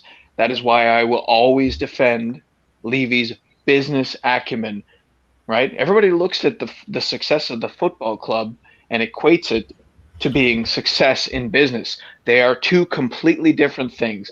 Daniel Levy is a business genius. I will always stand by that argument. Yeah, he is, yeah. He's taken an asset that started out as a $22 million investment and grown it into a multi-billion-dollar asset. Yeah. Okay, and he's done all that without having to spend a single penny of his own money. So that fact pisses all over anybody who wants to try and say that he's not good at business. Yeah. He is not a good football chairman. No. He's a fine football chairman. He's an No, absolute. No, he's not. No, he's No, not. he's not. No, he's not. No, he's not. Yes, Okay. he is. No, he's not. No, he's not. No, He's not. Because the measure of a football chairman, listen, Sean, 80 years from now, okay, what will be remembered in the annals of Premier League history? Is it going to be your balance sheet? Is it going to be your infrastructure? It is not.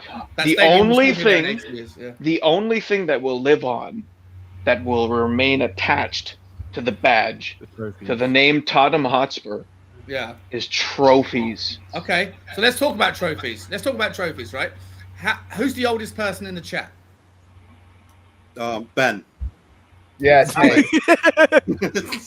When was the last? When was the last time? I we love won a Alex's Premier- laugh. Sean, what was Tottenham's financial state in the summer of '61? Yeah, I've got no idea. Because it doesn't matter, does it? Because we won the double. Not only did we win the double, That's not only did we win the double, That's not the point. It's not the right point I'm after making. we won the double, we bought Jimmy Greaves. Wait, the world is a different place. Football's a different place. Yes, No, I'm not using the 1961 version of Tottenham Hotspur to defend my point right now. What version, Cody, of Tottenham Hotspur are you looking at to say that we are so much worse off now than we were in this other version that you look at and think that we had a better system? Define worse off. Well, you're saying that Daniel Levy is a terrible chairman. You're saying I'm not. You're saying he's a terrible football chairman. That's what you just said. Yeah, that is true. In terms of, he's like the Adama Traore of chairman, no end product. What He's an excellent. Listen. What football makes chairman? him Name me a football chairman Sean. at Tottenham Hotspur that's Okay. been a fantastic success. Then name me Illusionist. Name If me we're the gonna Dimitar measure- Berbatov of football chairman at Tottenham Hotspur. If Name we're me gonna the- measure, Yeah. if we're gonna measure, it depends what we're measuring here. If we're measuring the success of a man, Daniel Levy is a very successful man, right? You said he's a terrible chairman. But as a football Yeah. chairman, Yeah. Name Okay. me a better football chairman than him. Martin Speedy Edwards. Gonzalez. Name me a better football chairman right now. Name me one better football chairman right now than Daniel Levy that has been in Speedy charge of their Gonzalez. club for 20 years. Name one, and we'll Or discuss it. David Gill for one. Who? David Dean, David Gill. Martin Edwards. David Dean at Arsenal, no longer around, right? Yeah. He sold. He moved on, right? And that was a different. That was a different. Okay, but he's not. Name me one now. Name me one now. Who's the best chairman right now? Benjamin Button. In this environment that has to deal with the environment that we're living in, that doesn't that doesn't have an endless pot of money where they lose more money on the way to the stadium falling out of their pocket than anyone else would ever have in their lifetime because it grew out of the ground because they have no respect for money, or a Russian guy who's killed 1,000 people to be a multi-billionaire who is now laundering his money. Find me a chairman who has earned his money that hasn't utilized the club to get leverage debt. If we're having the conversation, let's have the conversation. Name me a chairman who's better than Daniel Levy. Well, we're talking about a football sense. And Tottenham Name me a chairman. Come on, guys. Sean. Come on, Cody. You brought it up. Who's Who's going to get FA Cup before Tottenham? Leicester have won a Elton Premier League John. title before Tottenham. You can't name Well, me. The Leicester chairman. The Leicester chairman. Who is he, mate? Leicester Who is he? chairman? Who Oh. is he, guys? What's his name? His name is too long to spell out, Sean. Exactly. Sean. Too much No. You guys don't know. Sean. You've done no research. You don't know the context. You have no perspective. You have no bearing on relevance. You don't know your. Steak is the best story Leicester have won now. a Premier League title. I No. love you all No. I love you all to pieces, but you Sean. don't have your relativity put in place. I need to call it out. It's Just crazy. because I can't answer your question doesn't make me wrong. Exactly. Okay, It doesn't you make have you not- right. you- It doesn't make you Leicester's right. chairman is the best chairman in the Premier League. Sean, let me ask you again. Okay, 60 years from now, what will people remember about football? About this period of football? I don't know. Neither do you. No one knows what's going to happen. No, in no, 60 come years. on. I do know. Do you know what? I tell you, I got proof. Okay, I got proof. All fucking Tottenham fans always talk about the double winning side. That happened 60 fucking years ago. And It is everyone one of the that's saying that standout wasn't moments alive. of No. this club's history. Cody, and it you is weren't alive. always and constant. How many people talk about the finances of the 60s? Cody, you weren't alive, mate. That's like Well, I'm saying, still alive. yeah, We'll talk here's about an example. Here's an example, right? Here's the equivalent of what people who are Tottenham fans that are 30, 40, 50 years old who point to a time before they were born and say, that was the Tottenham we all remember and love. It's bollocks. It's the equivalent of Italians saying, do you Well, remember that's when not we what had- I said. Hang on, Cody. That's not what I said. Cody, give me a second. No, mate. you're putting words in my mouth, so I got to Okay. tell you that's not what I said. You're pointed to- exaggerating. you You're pointed to taking the what I 60s. took. You're taking what I said, and you're completely blowing it No, up, I'm right? not. You pointed to the 60s as the era. You said, you asked me, No. when would Tottenham, what will people think of Tottenham in 60 years' time? And I said, I don't know. And you said, well, I can tell you because I know for a fact because we still point to things that happened 60 years ago. And I'm telling you that none of us were alive back then. And none of the people that moan and say, State oh, pause. the 60s were the 60s were the era, the golden era of Tottenham fans. And I'm Sean. saying, hang on a second, Cody. Let me get this sentence out, and then I'll break. The equivalent is Italians that are claiming that it's Italy today can recreate what the Roman Empire had fucking 1200 years ago. It's bollocks. Times change, things move on, different scenarios. It's exactly the same thing. Tottenham is not the same as it was 60 years ago. The entire space is different. The entire industry is different. The game is different. Money's different. And anyone that's not alive today that points to a bygone era and says that was the time, that's what we have to live for. It's the equivalent of fucking Sergio Berlusconi saying, do you remember when Italy used to rule the world? That's what Sean, we need to do. It doesn't work that way. It doesn't work that way, The Cody. Italians do wanna Sean, leave Sean, be a lot Sean, richer. you're confusing the point I'm trying to make because you seem to think that I'm pointing to the 60s, the early 60s as like that's the model that we should That's what you follow. said. That's That's what no, you it's said. not. Ready? No, it's not. Yes, Sean, it is. that's Yes, not it what I is. said. I said what Check the Yes. tape. That's exactly what you said. remembered. Cody. What gets remembered? Cody, let me answer that for you, right? Let me answer this. What gets remembered is when my dad, right, was in the stadium when Tottenham won the 1981 FA Cup final against Man City, and he says one of the best games he's ever been to in his life. That's what he remembers about football, and he was also there in '84 when we won the Europa League, and he was in the ground when we won that cup, and he saw Tottenham lift the European Cup. That's what he remembers, right? Wait, I was there in 91. I was there in 99. I was there in 2008. Have you seen them win a European Cup? No. I haven't. I can also back that up actually, because my great grandfather was pretty salty when the Romans came over. awesome, Cooper. I'm just saying, boys and girls, you'll point to a different scenario. You point to things that are not relevant anymore. They are relevant. What are you talking about? They're not relevant. Of course they're relevant. The game has changed. Look at Nottingham. Look at so basically, Forest. what Nottingham you're saying Forest is, used to be Nottingham Forest were European champions 4 times. Yeah. Look at them now. The game is different. It's a different world. that's because of poor ownership. It's not different. They've just That's fallen poor, that's poor The game is ownership. different. That's So you poor think- ownership. So you think that because we were successful once, we have a desire, an entitlement, and a justification not to an always have. entitlement, a desire. No, but that's No, what you're. Sean, No, that's what it Before is. the Premier that's League what it is. era, It's an entitlement. you're one of the biggest clubs in the country. In the Yeah. country in We England. are, we are now. We are still one of the biggest clubs. In the No, we're country. not. No, we're Sean, not. we're top 4. Don't are. kid yourself. We're the top We are 5, aren't we? laughing stock. We're a Sean. joke. We're the Listen- we're in the listen top- to me. so we're not- We we're Listen are a not to me. top 5. disgrace. Oh, Listen come to me. on. What are you Listen talking to me. about? Fucking Listen. Listen. What the hell? We're a disgrace and a joke of a club. Listen. Yeah. Hang on, Yeah. Cody. Cody. We're having a conversation. Okay, go on, Cody. Go for it, mate. Yeah, I know we're having a conversation. Listen, Sean. What people fear about the direction that this ownership takes us is not what has already happened. It's what happens in the future. Okay? Yeah.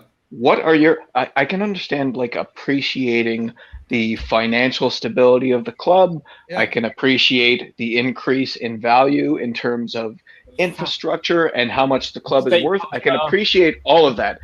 But right now, when you look at the state of Tottenham Hotspur, Yeah. fans are paying one of the highest prices in all of Europe, which means all of the world, because Europe is the richest area for football. Okay.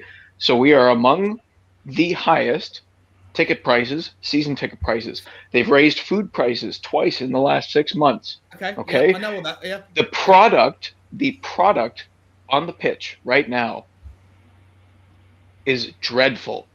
Okay. We got to And we got Spurs to a Carabao fans- Cup semi-final. No, Sean, it's let not. me finish. Spurs fans, let's face it, okay? Spurs fans, they are very easy to please.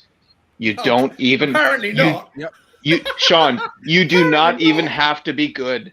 You don't have to win trophies. You don't have to finish top 4. You don't have to do any of that shit. They only care about being entertained, right? That's why Jose was never going to work at this club. Yes, he had a winning formula, but the football was not entertaining. Those fans were always going to turn on him immediately. Listen, in the next 10, like when do you think what is the soonest we can win a trophy? That I've you never are seen that. that you're confident that Spurs would win a trophy. 20 years. You are 20. when you say that stuff, you are 20 years. looking. I'm being serious. You are looking singularly at Tottenham. You are looking. You're like Oh, but removing. 38. You're That's a removing. trophy.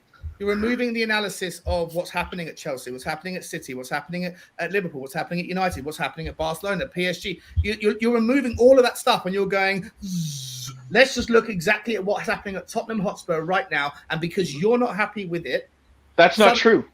That's well, it That's is. not true. All those clubs that you just listed have owners that spend their own money and prioritize winning, and we don't have that. We don't So- have oil money, correct? We don't Yeah, have. Barcelona have trying all to money. say- Glazers. Yes, but Barcelona are backed by the Catalonian government. It's not even the same conversation. Come on, boys. If you want to have a realistic conversation, have a realistic conversation. We are owned by people that make ends meet. We make ends meet through diligent ownership. ends meet. It's a With a phrase. 1 We make million ends Hundreds of millions Art a collection, year. yeah, I'd Ends meet. struggle to make ends meet. meet. Oh my We God. break even. Sean, we make a profitability. Poor Sean. old Daniel. I'm not being funny here. Oh, he's I joking. really think that this model is on the cusp of collapsing on itself. What model would you rather have, Cody? It doesn't matter what I would No, rather no, have. It Sean. massively matters. Explain to me what you would rather have, because it's very easy to pick holes in what we've got. Tell me what you'd rather have. Tell me who you think is a viable An purchase. owner that cares about winning trophies. That's what we all want. Right, and Daniel A Levy wants to fucking win a owner. trophy. Look, a football club, right, is a football club for one reason. It's for glory. It's to win trophies, right? That is what stays in the history books. That is what every single fan, why they go and support a football team, a rugby team, a racing team, whatever it is, right? It's for trophies. It's for titles. That is the only reason why Daniel Levy does not give two fucks about ever winning a title. Ever. That's why his mandate is top 4. His mandate for any manager is top 4. You think he'd rather we didn't win a trophy? Is that what you're saying? You think he'd rather we didn't? Of course, I don't think he'd rather we didn't. I don't think he wants to put enough effort in to make it. To win a trophy. Yeah, if it means anything that trumps money, why do you think he sacked Jose Mourinho? Find me an owner. I'm asking all of you. There's 6 people on this chat, and not one of you can give me an answer. You're all against me. I get it.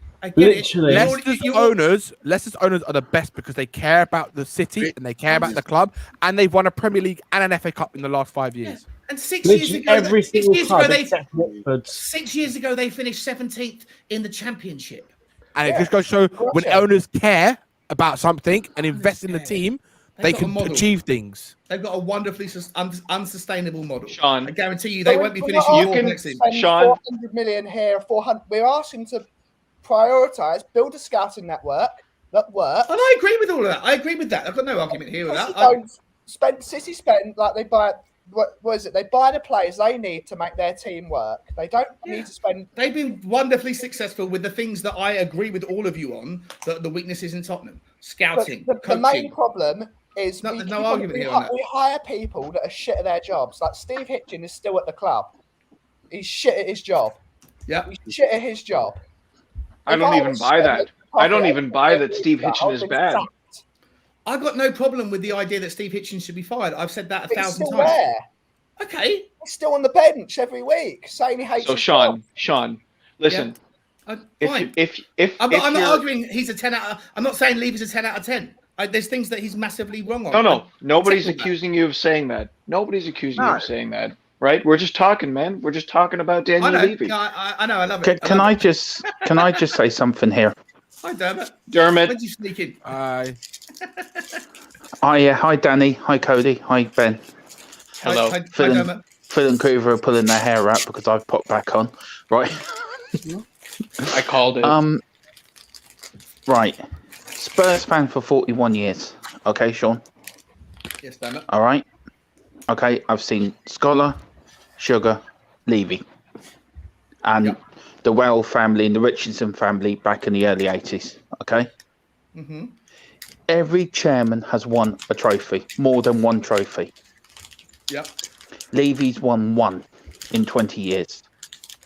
Yep. Now, I understand your argument that it's all about balance sheets and it's about how successful we are with. Now, hang on, let me finish. Okay, we'll start with some truth, though, Dermot. That's not my argument.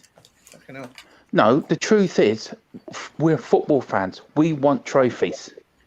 Yeah. I've seen us win FA Cups. We haven't won the FA Cup for 30 fucking years. The FA Cup was our cup.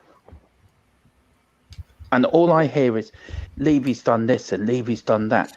Levy has run us into the ground. Physically and mentally, as fans. As fans. Yeah. We cannot take this anymore. So the sooner people get in... Would you rather Newcastle, Dermot? Would you rather be a fan of Newcastle that haven't won anything in 60 years? Would you rather be a fan of Aston Villa? Would you rather be a fan of Everton? Sean, I'm a Tottenham Hotspur Newcastle were fan, never a team to win trophies. Everton then? Aston Villa? We were West Ham? the highest winning FA Cup team in since before the Premier League began. Eight times over 100 years. Sean, one every 12 years on average. Sean, listen, the highest. One every 12 years. In the last 15 years. Let me tell you something. When we set the record. Arsenal were a far better team than us. Hang on, Cody. Do you know why? Arsenal then. Sean, do you know why? Do you know why Tottenham fans? Do you know why Tottenham fans tend to focus solely on Tottenham? Because and by solely, arguments that are not fully baked out. No, not that. Yeah, but you like to have arguments, and when people challenge the arguments, you're not fully baked out. It's fine. Steak. I'm having steak tomorrow night for dinner, actually, so I'm looking forward to that. But the point is, Sean, You're talking about a football club where it's Tottenham till I die. And I'm with you on that. You think that I'm So am not I. as big as you think because I have a different perspective that I'm not as big a Tottenham fan as you guys. I know No, Dermot- you're Dermot- no. You do this. no one said You that. do this victim thing a lot. No, Yeah, Dermot, it's true. Dermot accused me I've of it never about seen 2 this weeks ago. club win a trophy. Dermot, you accused me of that 2 weeks ago, mate. Yes, but I every stand time by you're that, arguing a Sean. point, you make it. You See? definitely play this victim card. You know I'm what playing I the mean? victim card. If I'm playing, why would I take the stance that I have if I don't want to be a victim? Because I've got No, 8 but people I on the think- team going against me. I think what's happened is you've been encountering a lot of blowback over your opinions, and you're just kind of like used to the way that people argue them against you. You know what I mean? But It's easy to counter your arguments because your arguments don't consider variables. Your arguments. Well, let always me just ask you focus a on question. Let me ask my you a arguments question, consider variables, Sean. Tottenham. They don't. Sean. Right, let me ask you a question. What do you want, trophies, or do you want a well-won, or do you want Levy doing all what he's doing? Do you want trophies or no trophies with loads of money? That's those two options. Are, No, are you happy? Are you happy how it is now with no trophies, or do you want us to win stuff? Let me answer. What do you I'll think, Dermot? say, not only that, if you're gonna, I would rather die trying. Honestly, No, you wouldn't. I would. You No, wouldn't. I would. I don't want to be an elevator stuck on a fucking floor that I can't get off of. And that's what this ownership is for this football club. They've proven it over and over and over. It started with Martin Yole. Levy has outlived his usefulness for the football club. How old He are you, really Cody? has. How old are you, Cody? How old do you think I am? I've got no idea, mate. 30? 73, Cody. Do you remember life under Alan Sugar? Yeah. Do you remember like finishing 16th, 15th, 13th every I have- season? Do you remember? I have read- Hang on, Cody, 1 second. Do you remember? Do you guys all remember? Like by March the 10th, we were playing dead rubbers because we weren't going down, but we weren't going up. Do you remember that? Do you remember that period? Do you remember? Do you remember? We draw Do you 1-1 remember? with Derby, and it would be like a nonsense event, and it didn't matter. Do you remember those days? Because I do, and I remember that under Daniel Yeah. Levy. Hang on, Sean. 8 Do you years we- remember? hang on, Do you remember Dermot, the I'm having days a on rant the? here, mate. Yeah. If you can let me have a rant, Dermot, quickly, and then I'll hand it back to you. Like I remember under Daniel Levy, the progress that we've made. I remember what he did to Martin Yole. You guys seem to cherry pick all of the little things that he did that was annoying, that was disrespectful. But I remember having something to play for on the last game of the season, every season from 2008 all the way through till basically today. Every single day, every single season, May the 15th, we're still in there for a hunt for something. I remember getting to the Europa Cup for the first time. I remember getting to the Champions. I remember going and smashing Inter Milan. I remember Gareth Bale scoring the hat-trick, and when we lost, I remember beating Inter in the. I'm sure you guys remember that stuff. Okay. All of those awesome memories happened under Daniel Levy, and yet you think of this guy as some sort of cancer, like he's a horrible fucking human being. Let me ask He's you, delivered. Sean. He's delivered more than Alan Sugar ever did. Than Irving Sean, Scully ever did. Sean, Can I just say on one the thing on heels, that? on the heels of that. Listen, Let's go first of all, Cody next. that was an excellent rant, and I respect you for it. And Thank listen, in terms of perspective, it's very difficult for me because most of what I've had to learn about Tottenham has happened before I was a fan of the club. I haven't been a fan of the club very long, but I do have this question for you. When you talk about the state of the club and the opinion of the ownership with people who are older than you, let's say in general older, or maybe even like a generation older than you, generally speaking, what are their opinions on that? Because those people, you Yeah. just went through, a wonderful kind of recounting of your fandom as a Spurs fan. All those people that have been supporters since before you were born, Mhm. they got trump card over you, man. Okay, they have been through more than what you could ever imagine. 100%. And when I talk to people from that vintage, I really try and soak in what they say. I always try and follow channels where the old lads are talking and everything, you know, like Shelfside Spurs and this channel and everything. And it's because, as an international fan who hasn't supported the club for very long, I don't get the stories. I don't get the songs, man. I don't get any of that. I just get to watch the team. And just recently, I got to start to talk to other Tottenham fans because YouTube has exploded here in the last year. But Yeah. think about what your elders have to say about the direction of the club. No one can deny the fantastic nature in which this club has been transformed in terms of infrastructure. Okay. No one can deny that. But the future of the club is in doubt. I feel like Daniel Levy had a plan to sell. He had a plan to sell at a very specific point. 100%. And I think his plan has been disrupted by outside unpredictable factors like COVID. Sure. No problem with anything you've just said. I respect the opinions of people that were alive in the 60s. My dad, right? My dad grew up. My dad was at the 61. My dad saw the team lift the trophy in 61. He was like 6 years old, 8 years old. I hear all that stuff. I respect everyone's opinion. I respect your opinion as well. I just. No. I'm not saying you wouldn't. I'm okay. Can I ask? Is your dad around still? Yeah. I go to the games with him every week. Yeah. Does he share your opinion? No, he doesn't. He's more on your side. Can I ask you something, Sean? Yeah. To me, how I see Daniel Levy, I agree with everything Cody just said. Right. I think I read reports many years ago that the plan was to build this team up, right? Build this club up to a point where he can sell it for a massive profit, right? Yeah. Now, I think I agree with Cody that COVID has probably messed up a lot of those plans, and I think eventually they probably will sell it for a profit when they can get the right deal that suits them. Whether that will happen or not, I don't know. I don't think it probably will, but that's probably what they want.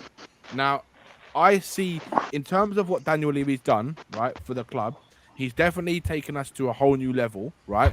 But in terms of on the footballing side, to get to the level we got to was pure luck. And he was lucky that he got Pochettino, and he was lucky that we had the players that we had, right? That elevated us on the pitch to a level that none of us fans had ever seen before, right? We got to a Champions League final.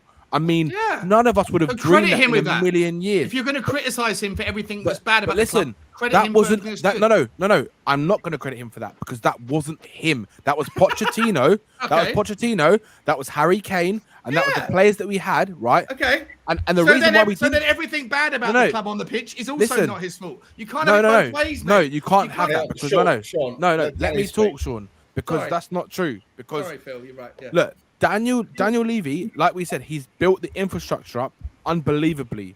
But what he's done is he's neglected the squad, and he's rode his luck, right, for years on what Pochettino managed to overachieve with the players that he had, and not fully backing him in the key moments when we had the chances to go and compete. We needed a couple players at certain times, right, to go and actually push on and maybe win a trophy, right? But he didn't do that because he wanted to focus on the infrastructure still, like he's done for the last 21 years. Well, hold on, let me finish. Now, in terms of, it looks like you're going to, right? Steaky. Right. Sean just became that meme of the woman. Yeah, but look, Daniel Levy has taken us to a level where we are never. We're never gonna ever. We're never gonna get higher than where we are now with Daniel Levy running the club. If we want to win trophies, for me, I think it has to be different ownership. I can't see. I cannot. Look, there's lots of, I don't know who, but I'm saying it has to change. The direction has to change. Figure it out. Yeah, but listen, we're gonna be here for another 20, 30, 40, 50, 60 years if Daniel Levy and his family keep running this club, because it's gonna be the same method of running this club, and we're gonna be sitting here in 50 years' time, and we're still gonna have no trophies. Do you want that, Sean? Bun, me and you spoke after the show earlier, and I said to you, I put on 5 stone in weight in the last 18 months because of issues with my you said you put on a few stone as well, right? Yeah. And you said to me you want to lose weight. You're trying to lose weight, right? Yeah. You got a plan for that, yeah? Yeah. You're gonna go and train. Yeah.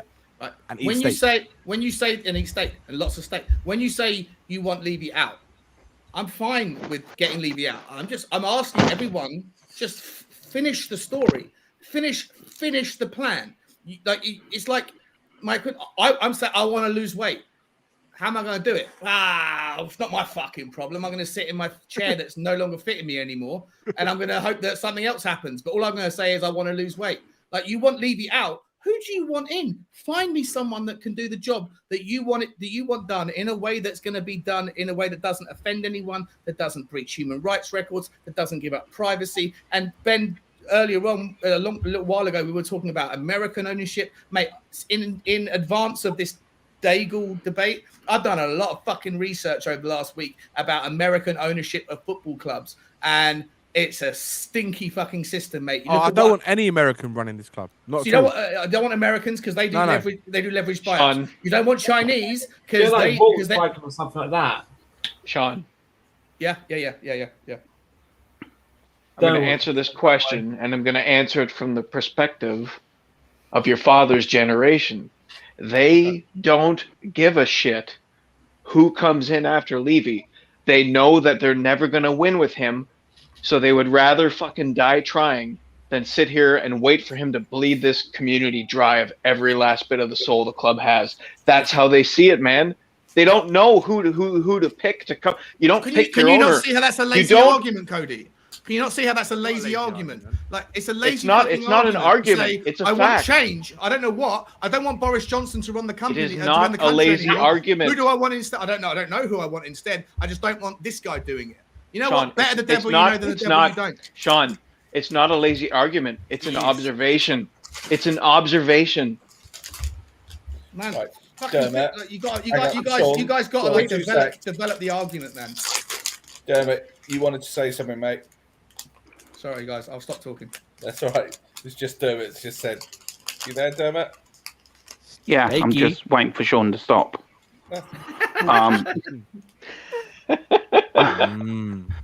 Right. I've heard an awful lot what you've said, Sean, over months and months and months and months. You are a diamond bloke, so I stick by that. But I do not agree with you on this. Okay. 41 years qualifies me to have an opinion on my club. Okay. I've been supporting the club since the early 80s when we were winning stuff. FA Cups, UEFA Cups, League Cups. We've seen it all.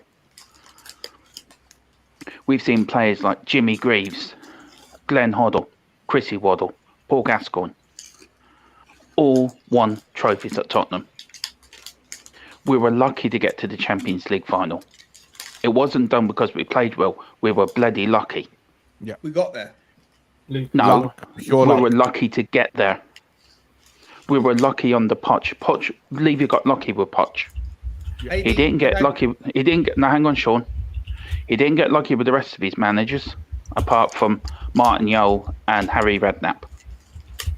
Now, you can sit there and smile and think Dermot's talking a load of bullshit. But I've been a fan longer than you. I want us to win trophies. I don't care. Levy's a parasite. I do want him out of my club. Who takes over? Well, that's down to whoever wants to buy the club. I can't say who does. Yeah. As long as they put money into the team. What if no one wants to infrastructure? Buy the club? Hang on. I've been waiting a while to have my say, Sean. She'll let me finish. Sorry, mate. Sorry. Infrastructure is brilliant, but it doesn't fill up the trophy cabinet. Trophies do. So you can go on your rant about Levy's done this and Levy's done that and Levy's the best since sliced bread. Yeah, maybe he has done well in some things, but we haven't been successful as a football club. Coover and me were there the night we won the UEFA Cup in '84. I was in the East Stand. Coover was in the south, near the shelf, I think, or the South Stand. Unbelievable to watch. Phil's seen us win stuff.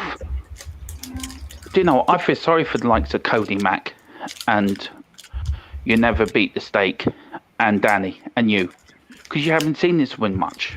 I've seen us win loads, mate. What have you seen us win? What? One league cup and the Audi Cup. Golf course, a training ground. I was at Wembley in '91. I was at Wembley in '91. I was at Wembley in '99. Sean, can I just finish? Yeah, hang on.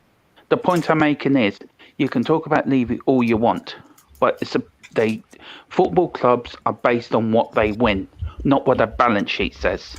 Oh, It's Dermot, all you got to based be on fair, trophies. man. You got to be fair. We won top 4 a few times.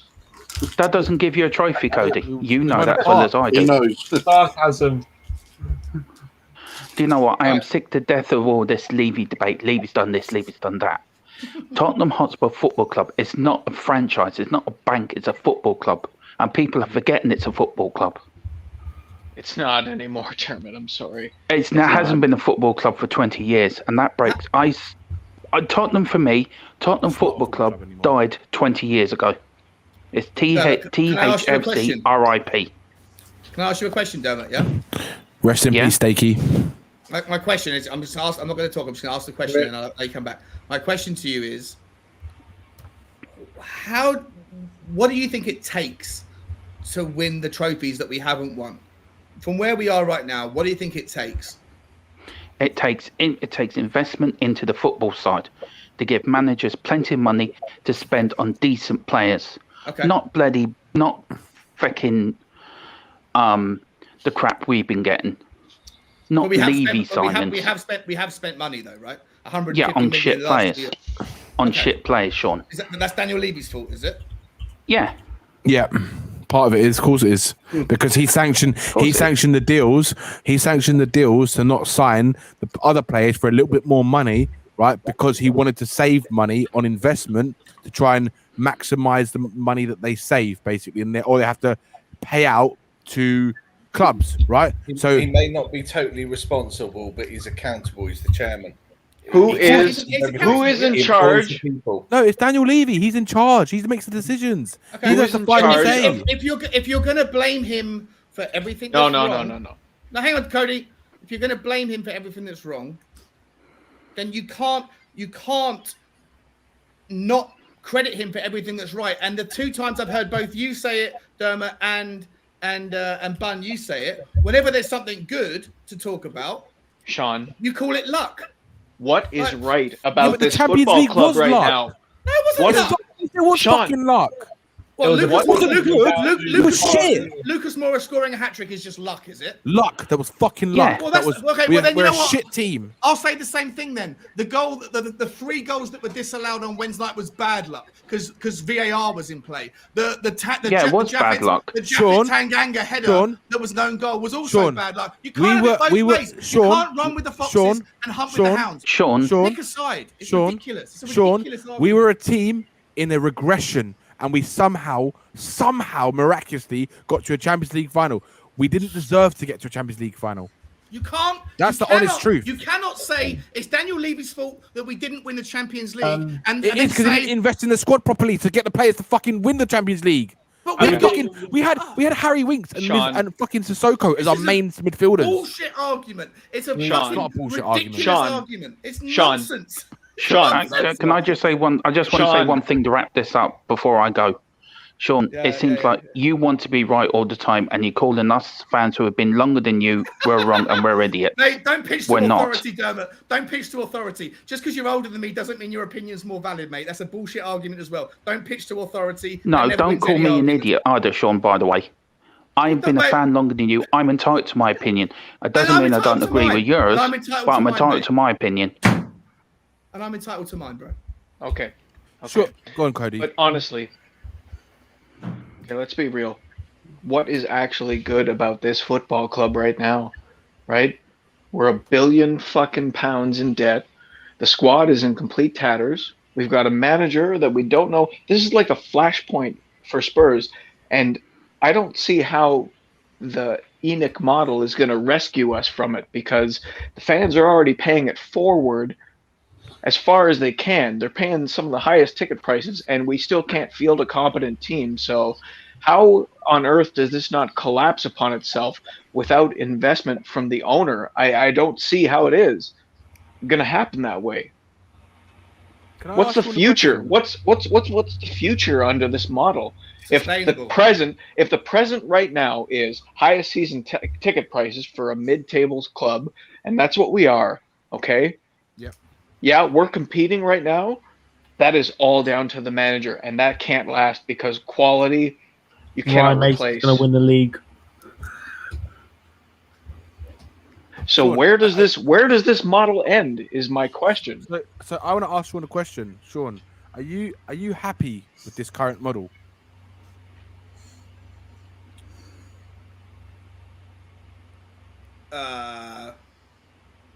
I'm not unhappy. Right. So what makes you? Okay. Right, hold on. So what makes you happy about this model? I don't think there's. Before you answer, before you answer, I want you to take into account every aspect of a football club and what it should stand for, and what Tottenham Hotspur should stand for. Listen, all I've ever said, and let me first of all, I just want to Dermot, like, I don't want, before I get, because we can calm everyone else, I'm calming down, but Dermot, like, I don't want to fall out with you, bro. But I felt like I got heated then, man. Like, you suggested something, I suggested something. I want to apologise to you if it came across disrespectful. Right, I want to ask you one question. I suspect, Danny. Yeah. What does? Yeah, I just want to ask. Yeah. Okay. Yeah. Fair enough. Sorry. Let him answer. I will answer Bun's question, but I just want to make sure that it's put on record. Like, don't like, you know, I love you to pieces, man. I love everyone on this channel to pieces. I know everyone's got different opinions, and I'm clearly on one side of it. But there's nothing. It's just I love you too, Sean Levy. It's got heated. It's got heated. But as long as you know, Dermot, it's all love, man. Bun. That's the whole point of a debate, right? It's just to get other people's opinions and to try and understand where you're coming from. Yeah. That's what I want to try and do. I want to try and understand where you're coming from, which is why I asked you that question just now. Danny. So Danny. I don't think that there is I don't think that anybody has ever posited a different model. I don't think anyone has come up with a scenario where there is another owner. No, like, if you want me to understand your view, I need you to come up with a fully baked. I've been explaining my view the entire night. Cody, I'm trying to answer Bun, mate. Hang on a second, mate. Like, I'm trying to ask. Like, first of all, you have to. There's three. If you want to throw Levy out, if you want to get rid of someone in their job, just generally, forget about football. If you want to get rid of someone from their job, if you're a manager and you want to sack a salesman, there's three things you need to fucking understand. One of them is, what is the responsibility of the guy you want to get rid of? What is the role, right? With Daniel Levy, it's more than what happens on a football field. The role of a CEO is to deliver sustainability, the future, protect, future-proof that football club. Number two is, what has that person done relative to his peer group, right? If you're a salesman, if you're a manager and you're looking at a salesman and you think that his target sales is £1,000 a month and he's only hit £700, then you go, well, is that reason to sell him? To sack him? Well, maybe, until you look at the other people that are in the team, and if they've only hit £300 a month, then you're going to have a fucking hard time sacking that guy or justifying the sack, right? And this is why I asked you guys about other chairmen, about other clubs, and none of you ever come up with any clubs that are, apart from Leicester, none of you ever come up. There's 19 other clubs in the Premiership. There have been 40 other clubs in the Premiership. There's clubs around the world, and there's I like Abramovich. I wish I had Abramovich. Very few. Mate, okay, like golden. Like, I would love Abramovich as well. The guy's a Russian billionaire, but he's laundering his money. That's unrealistic. Yeah, but hang on. Hold on. Just quickly. Just let me finish the last thing. And the third thing that you need to do, if you're gonna ask for someone to get sacked, is tell me, who do you want to replace the guy? If the job is important, if that salesman isn't good enough, who is the person you're going to replace him with? And none of you have an argument. None of you have an answer for it. Do you know what? I would say I haven't had a chance to speak the entire time I've been here. # Justice Kaufman. I mean, sorry, Ben. Can I just say he allegedly launder his money? Can I just put he allegedly? We can't say that's true or not. Can we just say he allegedly? We don't know if that's true what you just said, Sean. You need to put allegedly. So can I just put that just to clear us all so we don't get sued? Allegedly. Right. Tantrum Gold does not attach their logo to any of Sean's opinions. I want to say there's no billionaire out there that's made their money by being a good Samaritan, right? There is not Joe Lewis. You think Sean, if you look into the background of Joe Lewis, I agree with you. There is no way in hell that man, right, made his money by being a good man, right? I agree with you. He I agree with shit on hundreds and thousands of people's lives and livelihoods to get where he got to. Just like Abramovich, just like every billionaire owner in the world, right? Or every billionaire in the world, right? So for you to say, oh, you don't want Abramovich because he launders money, or No. I'd love Abramovich. no, I know, Love him. but I'm just giving an example, right? An example of Yeah. owners. Every single owner has done bad shit to get where they are. So it doesn't really matter what billionaire comes in to take over Tottenham. Now, to answer your question about in response to what I asked you, right? No one on this panel can probably say realistically which owner or which person in the world could come out and buy Tottenham, because there's so many people who are billionaires, right? No one knows realistically who would come into Tottenham, because there is no guarantee that person that comes into Tottenham is going to spend money. But my argument to that is I just can't see someone coming into Tottenham with the money that is probably required to go and buy Tottenham will be a world record takeover, because Daniel Levy, that is what he does. He wants to be known for having the best of this and the biggest of that, the biggest deal here. If they eventually sell the club, if they sell it, right, it's going to be someone who's going to have enough funding and backing to be able to reinvest into the club to make more money out of it. That's what I believe, right? I agree with Maybe it won't happen. Maybe it won't. But that's what I believe, because I can't see anyone in their right mind who would go and spend £3 billion or more to go and buy a club and not want to invest to make more money, when a club could potentially, like Tottenham, with everything they have, could earn like £500 million, or if not £1 billion a year, they could end up earning, right? Yeah. And that's why I see it as that it's out there for someone to invest into the club, into the team. That's what I believe. And that's why I agree with everything you said. For me, obviously I don't know, right, who can take over this club, but I just feel that it needs something to change, because the way it's going under the current ownership, yes, it's sustainable, right, but on the football pitch, it is dire. It is dire, and it's not going to change. I agree with and everything you said. That is why I want Levy out. I agree with everything you said. That is why I want him out. Okay. I'm happy for Levy. I'm happy for Levy to be out. I just don't know who you think is going to come in. Yeah, I don't either. But I'm willing. I'm willing to take that chance. Yeah, I agree. But I am willing to take that chance, right? Because if Levy is running the club for another 20 years, we're going to go another 20 years without a trophy. That's what I believe.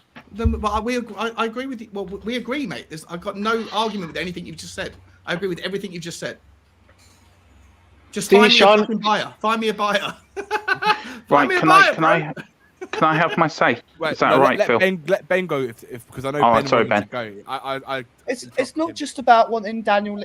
The opinion is that Daniel Levy is running this club like a dictatorship. Whatever he says goes. It doesn't have to be he gets out the club. A company like, let's say, the Guggenheim family, who are interested in buying Tottenham. They've got many other sports teams, and are pretty successful at what they do. Property-wise, it's not just about getting Daniel Levy out. It's about having other people that might also have a say. The way Daniel Levy is running the club is a dictatorship. Whatever he says goes. If he doesn't want to buy Bruno Fernandes and Gedson Fernandes, he does whatever the hell he wants. Yeah. We need more people round the table making decisions. We need the club he has to relinquish that control. He needs to relinquish the control. I'm happy for that to happen as well. I would be happy for that to happen. Democracy. The club is not a democracy. I agree with that as well, Ben. No argument with anything you said either. If Daniel Levy starts, it would be perfect for Tottenham, because their property business is similar to what Tottenham's business is. They've got two other sports teams, one in the LA Dodgers, and I can't remember what the other team is. So they're experienced in running sports teams. They've got plenty of money. They've got museums all over the world, so they know how to run a successful business commercially. They're perfect. Let them invest in the club. Okay. I just don't see him selling part of the club, because he is a control freak. Yeah, I don't, and I think that's the biggest. My problem dad is one of the most understandable Levy persons on the planet, but even he said the other day, Levy does not run the football club as a football club. He runs it as a social status. He runs it to be seen as a big, badass billionaire chairman that's got all the power, He doesn't run it as a football club, which the main goal of a football club is to win things. That is the main goal of a football club. To the That's fans. the goal. To the fans. That is the main goal. The main goal is to keep your stakeholders in the local area happy. It's to keep your local community happy, and it's to win trophies. I agree with everything you said. I don't see. Levy does not have to leave the football club, in my opinion. He's got to relinquish some of the control. I agree with everything you're saying. I agree with Guys. everything you're saying, Ben. Guys, I'm in trouble. My wife just walked by and she's like, "Who's Sean?" Or at least he hasn't said who the fuck's that coffin is. Jesus Christ, look at his shit beard. Just tell your wife don't look under. Anyway, can I have my say now? Yeah. Is that all right, Phil? Yeah. Yeah. Right. You look at Manchester United under Alex Ferguson for 26 years. They were the world richest club, but they won trophies. If you invest in the football club, you win things. If you don't invest in the football club, you won't win things. You mean football team, right? Yeah. Football team. Yeah. Sorry, Dan. Yeah, Man Sorry, United Danny. not invested in the club at all. Their stadium's a mess. Yeah, but they just invest in the team. Yeah. But the point is, Levy hasn't invested in the team. It's not true. I want trophies. Sean, we haven't won anything, man. Can I add to that? When are you gonna see that? Because he's not given people that are good at their job. That's the problem. He's too much of a control freak. And I agree with that. We've got one of the best directors of football in the world of football, and that's fact. 10-year record at Juventus, won everything. Turned Juventus from relegation fodder to champions for 10 years. Yeah, He's I got agree. a track record of doing it. Let him He's build shit. Where exactly are we disagreeing here? I don't understand where we're We're not, disagreeing. but We've it's just been like, arguing for we're not 2-3 saying hours. that- I don't understand where we're disagreeing. I agree with everything you're saying.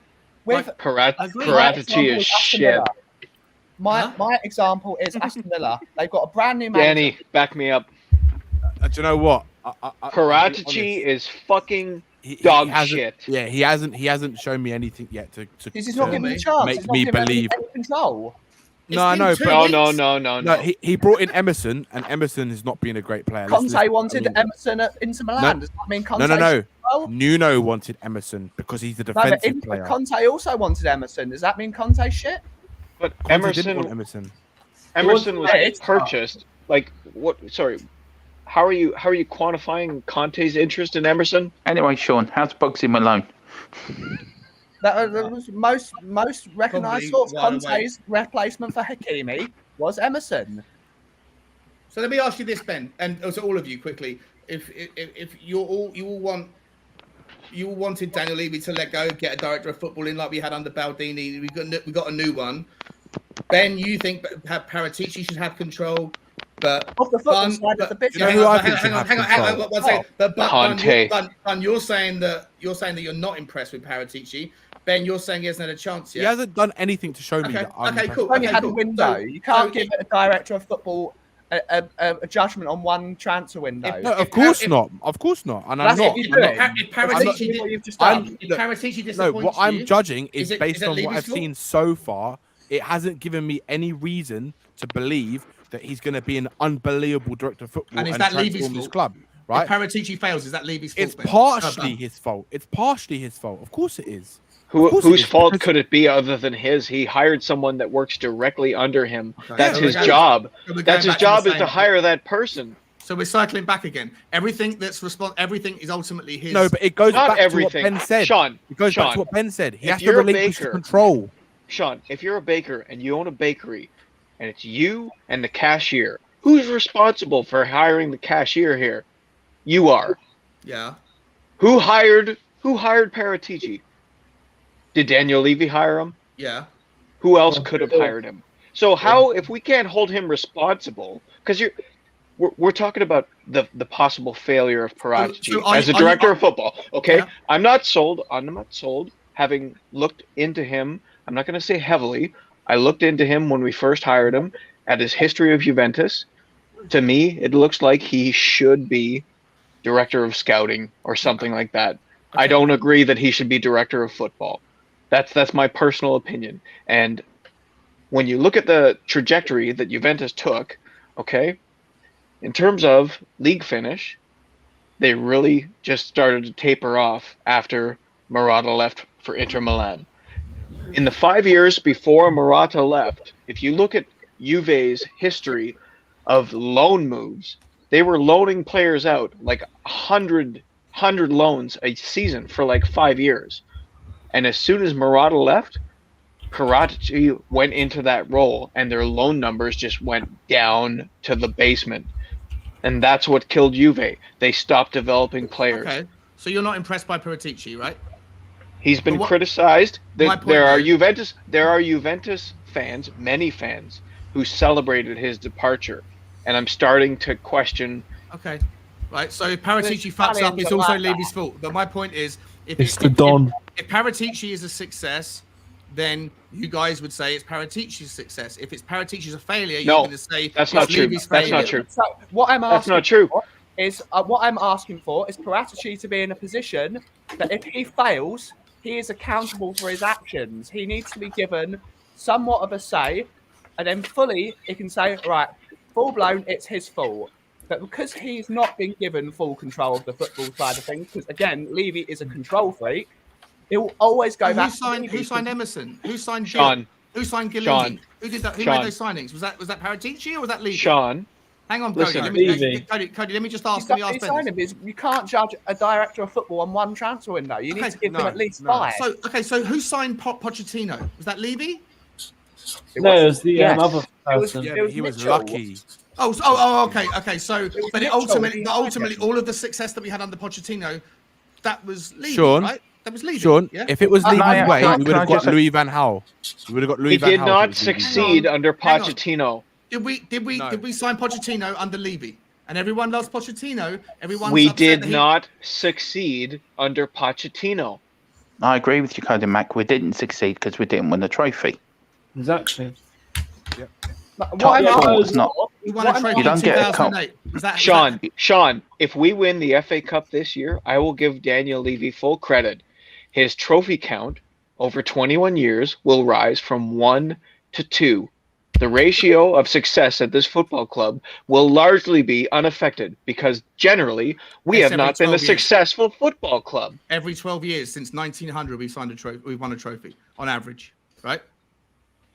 So if we win a trophy, Actually, that's not true. Oh, it's about one every 10 years, mate. Come on. So you're saying, but wait, no. What's the longest drought? The longest drought we had was during the war years, when there was a war because there was no proper football. So it was during the war years and the 1920s. What do you guys actually think of the League Cup? If you won the League Cup, how long would it keep you happy? Is the League Cup a major trophy? I don't fucking think so. It's the building block. You win a League Cup, then you win an FA Cup, then you win a European Cup, then you win the Premier League. You need to win the small cups to build up to winning a big cup. That's a myth. No, that's a myth because Leicester won the Premier League. Liverpool is the perfect example of why that is a myth. Liverpool hasn't won shit for domestic trophies in the last 10 years. But you know what they won? They won a Premier League. You know what they won? They won a Champions League. They didn't win an FA Cup. They didn't win a fucking League Cup. How the hell did they build up? Even James Milner wasn't around when they won their last domestic trophy. So don't tell me that you need to win a League Cup before you win the fucking big trophies. That's not how it works. It brings a mentality to the team. No. It doesn't hurt. I'm not saying it hurts. I'm just saying you don't have to. It's not a stepping stone.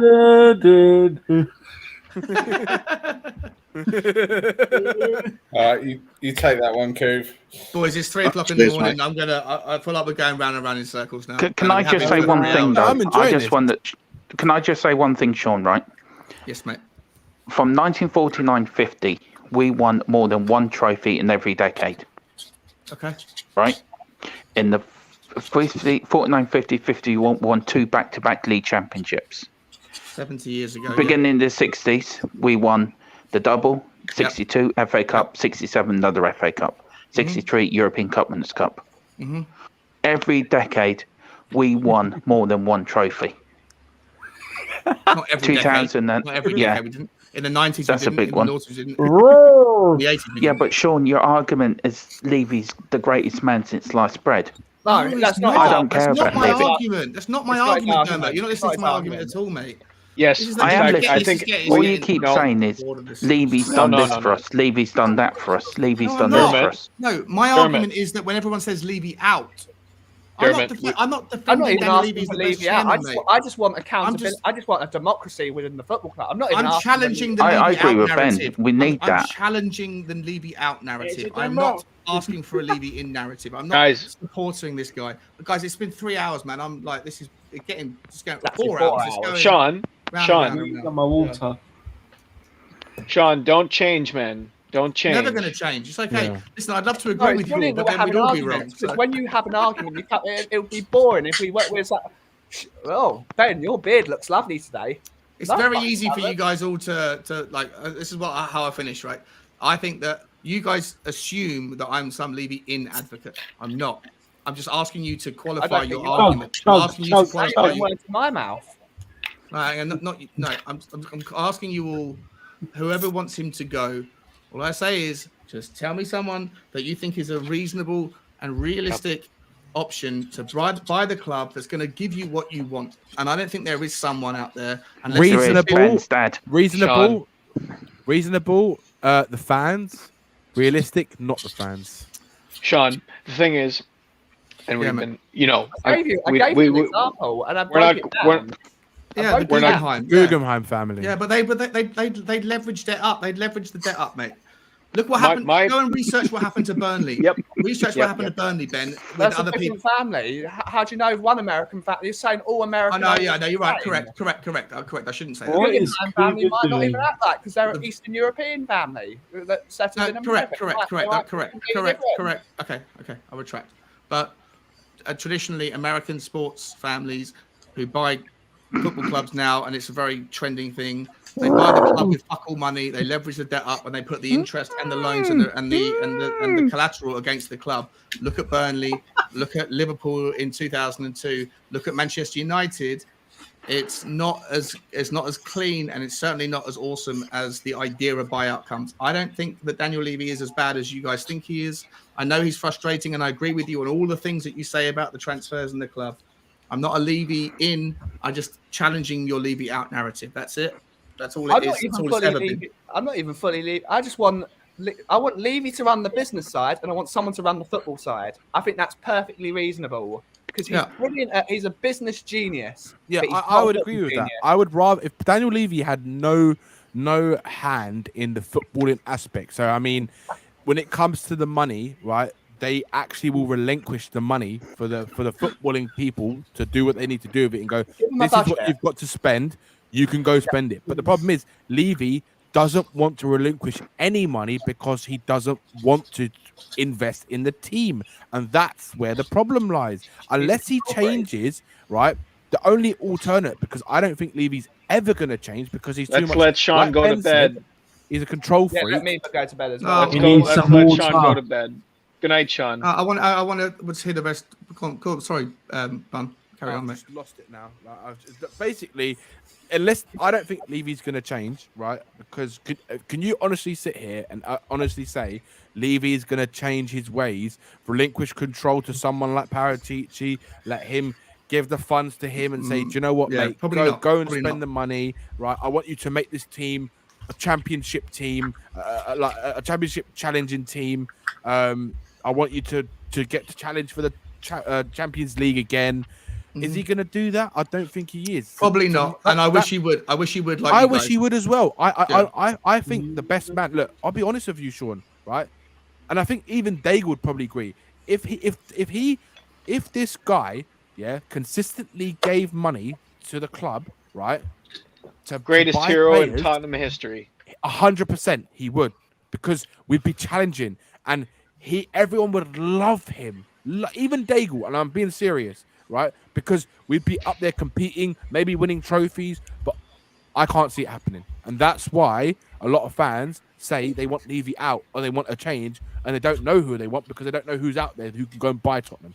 That's where it sits. That's where I sit. I've got no problem with that. I've got no problem with that Right. argument.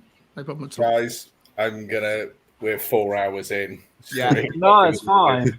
We It's fun. honestly, It's we could do a 24-hour here, and we're still. Nah. gonna end up Yeah. with this We will fight, never but- agree. I think the problem is I think we are Yes, you agreeing. will. I think we're like 70. No, You're like 98% agreeing. If this is how we do the 100%. The other 2% is Sean, so come on. The 2% Anyway, is how we stop Daniel Levy being a control freak. That's the real gradually, problem. we're gradually wearing Sean down. He's going to be in the queue. You're Don't not. worry. You're not. Steaky. I will continue my. I've just got to remind you all of what my argument is about once every 10 minutes. Otherwise, you forget. I love you, boys. Have a good night. Steak on me. You never beat the Thanks for steak. coming on. Danny, thank you. Good night, Ben, steakies. Thank you, man. Cody, top to see you. Good night, you Alex, steaks. thank you for answering the R2 call. That was just YWC. YWC. YWC. You I will steaky. call it a day. Kuba, Dermot, we'll speak to you tomorrow, man.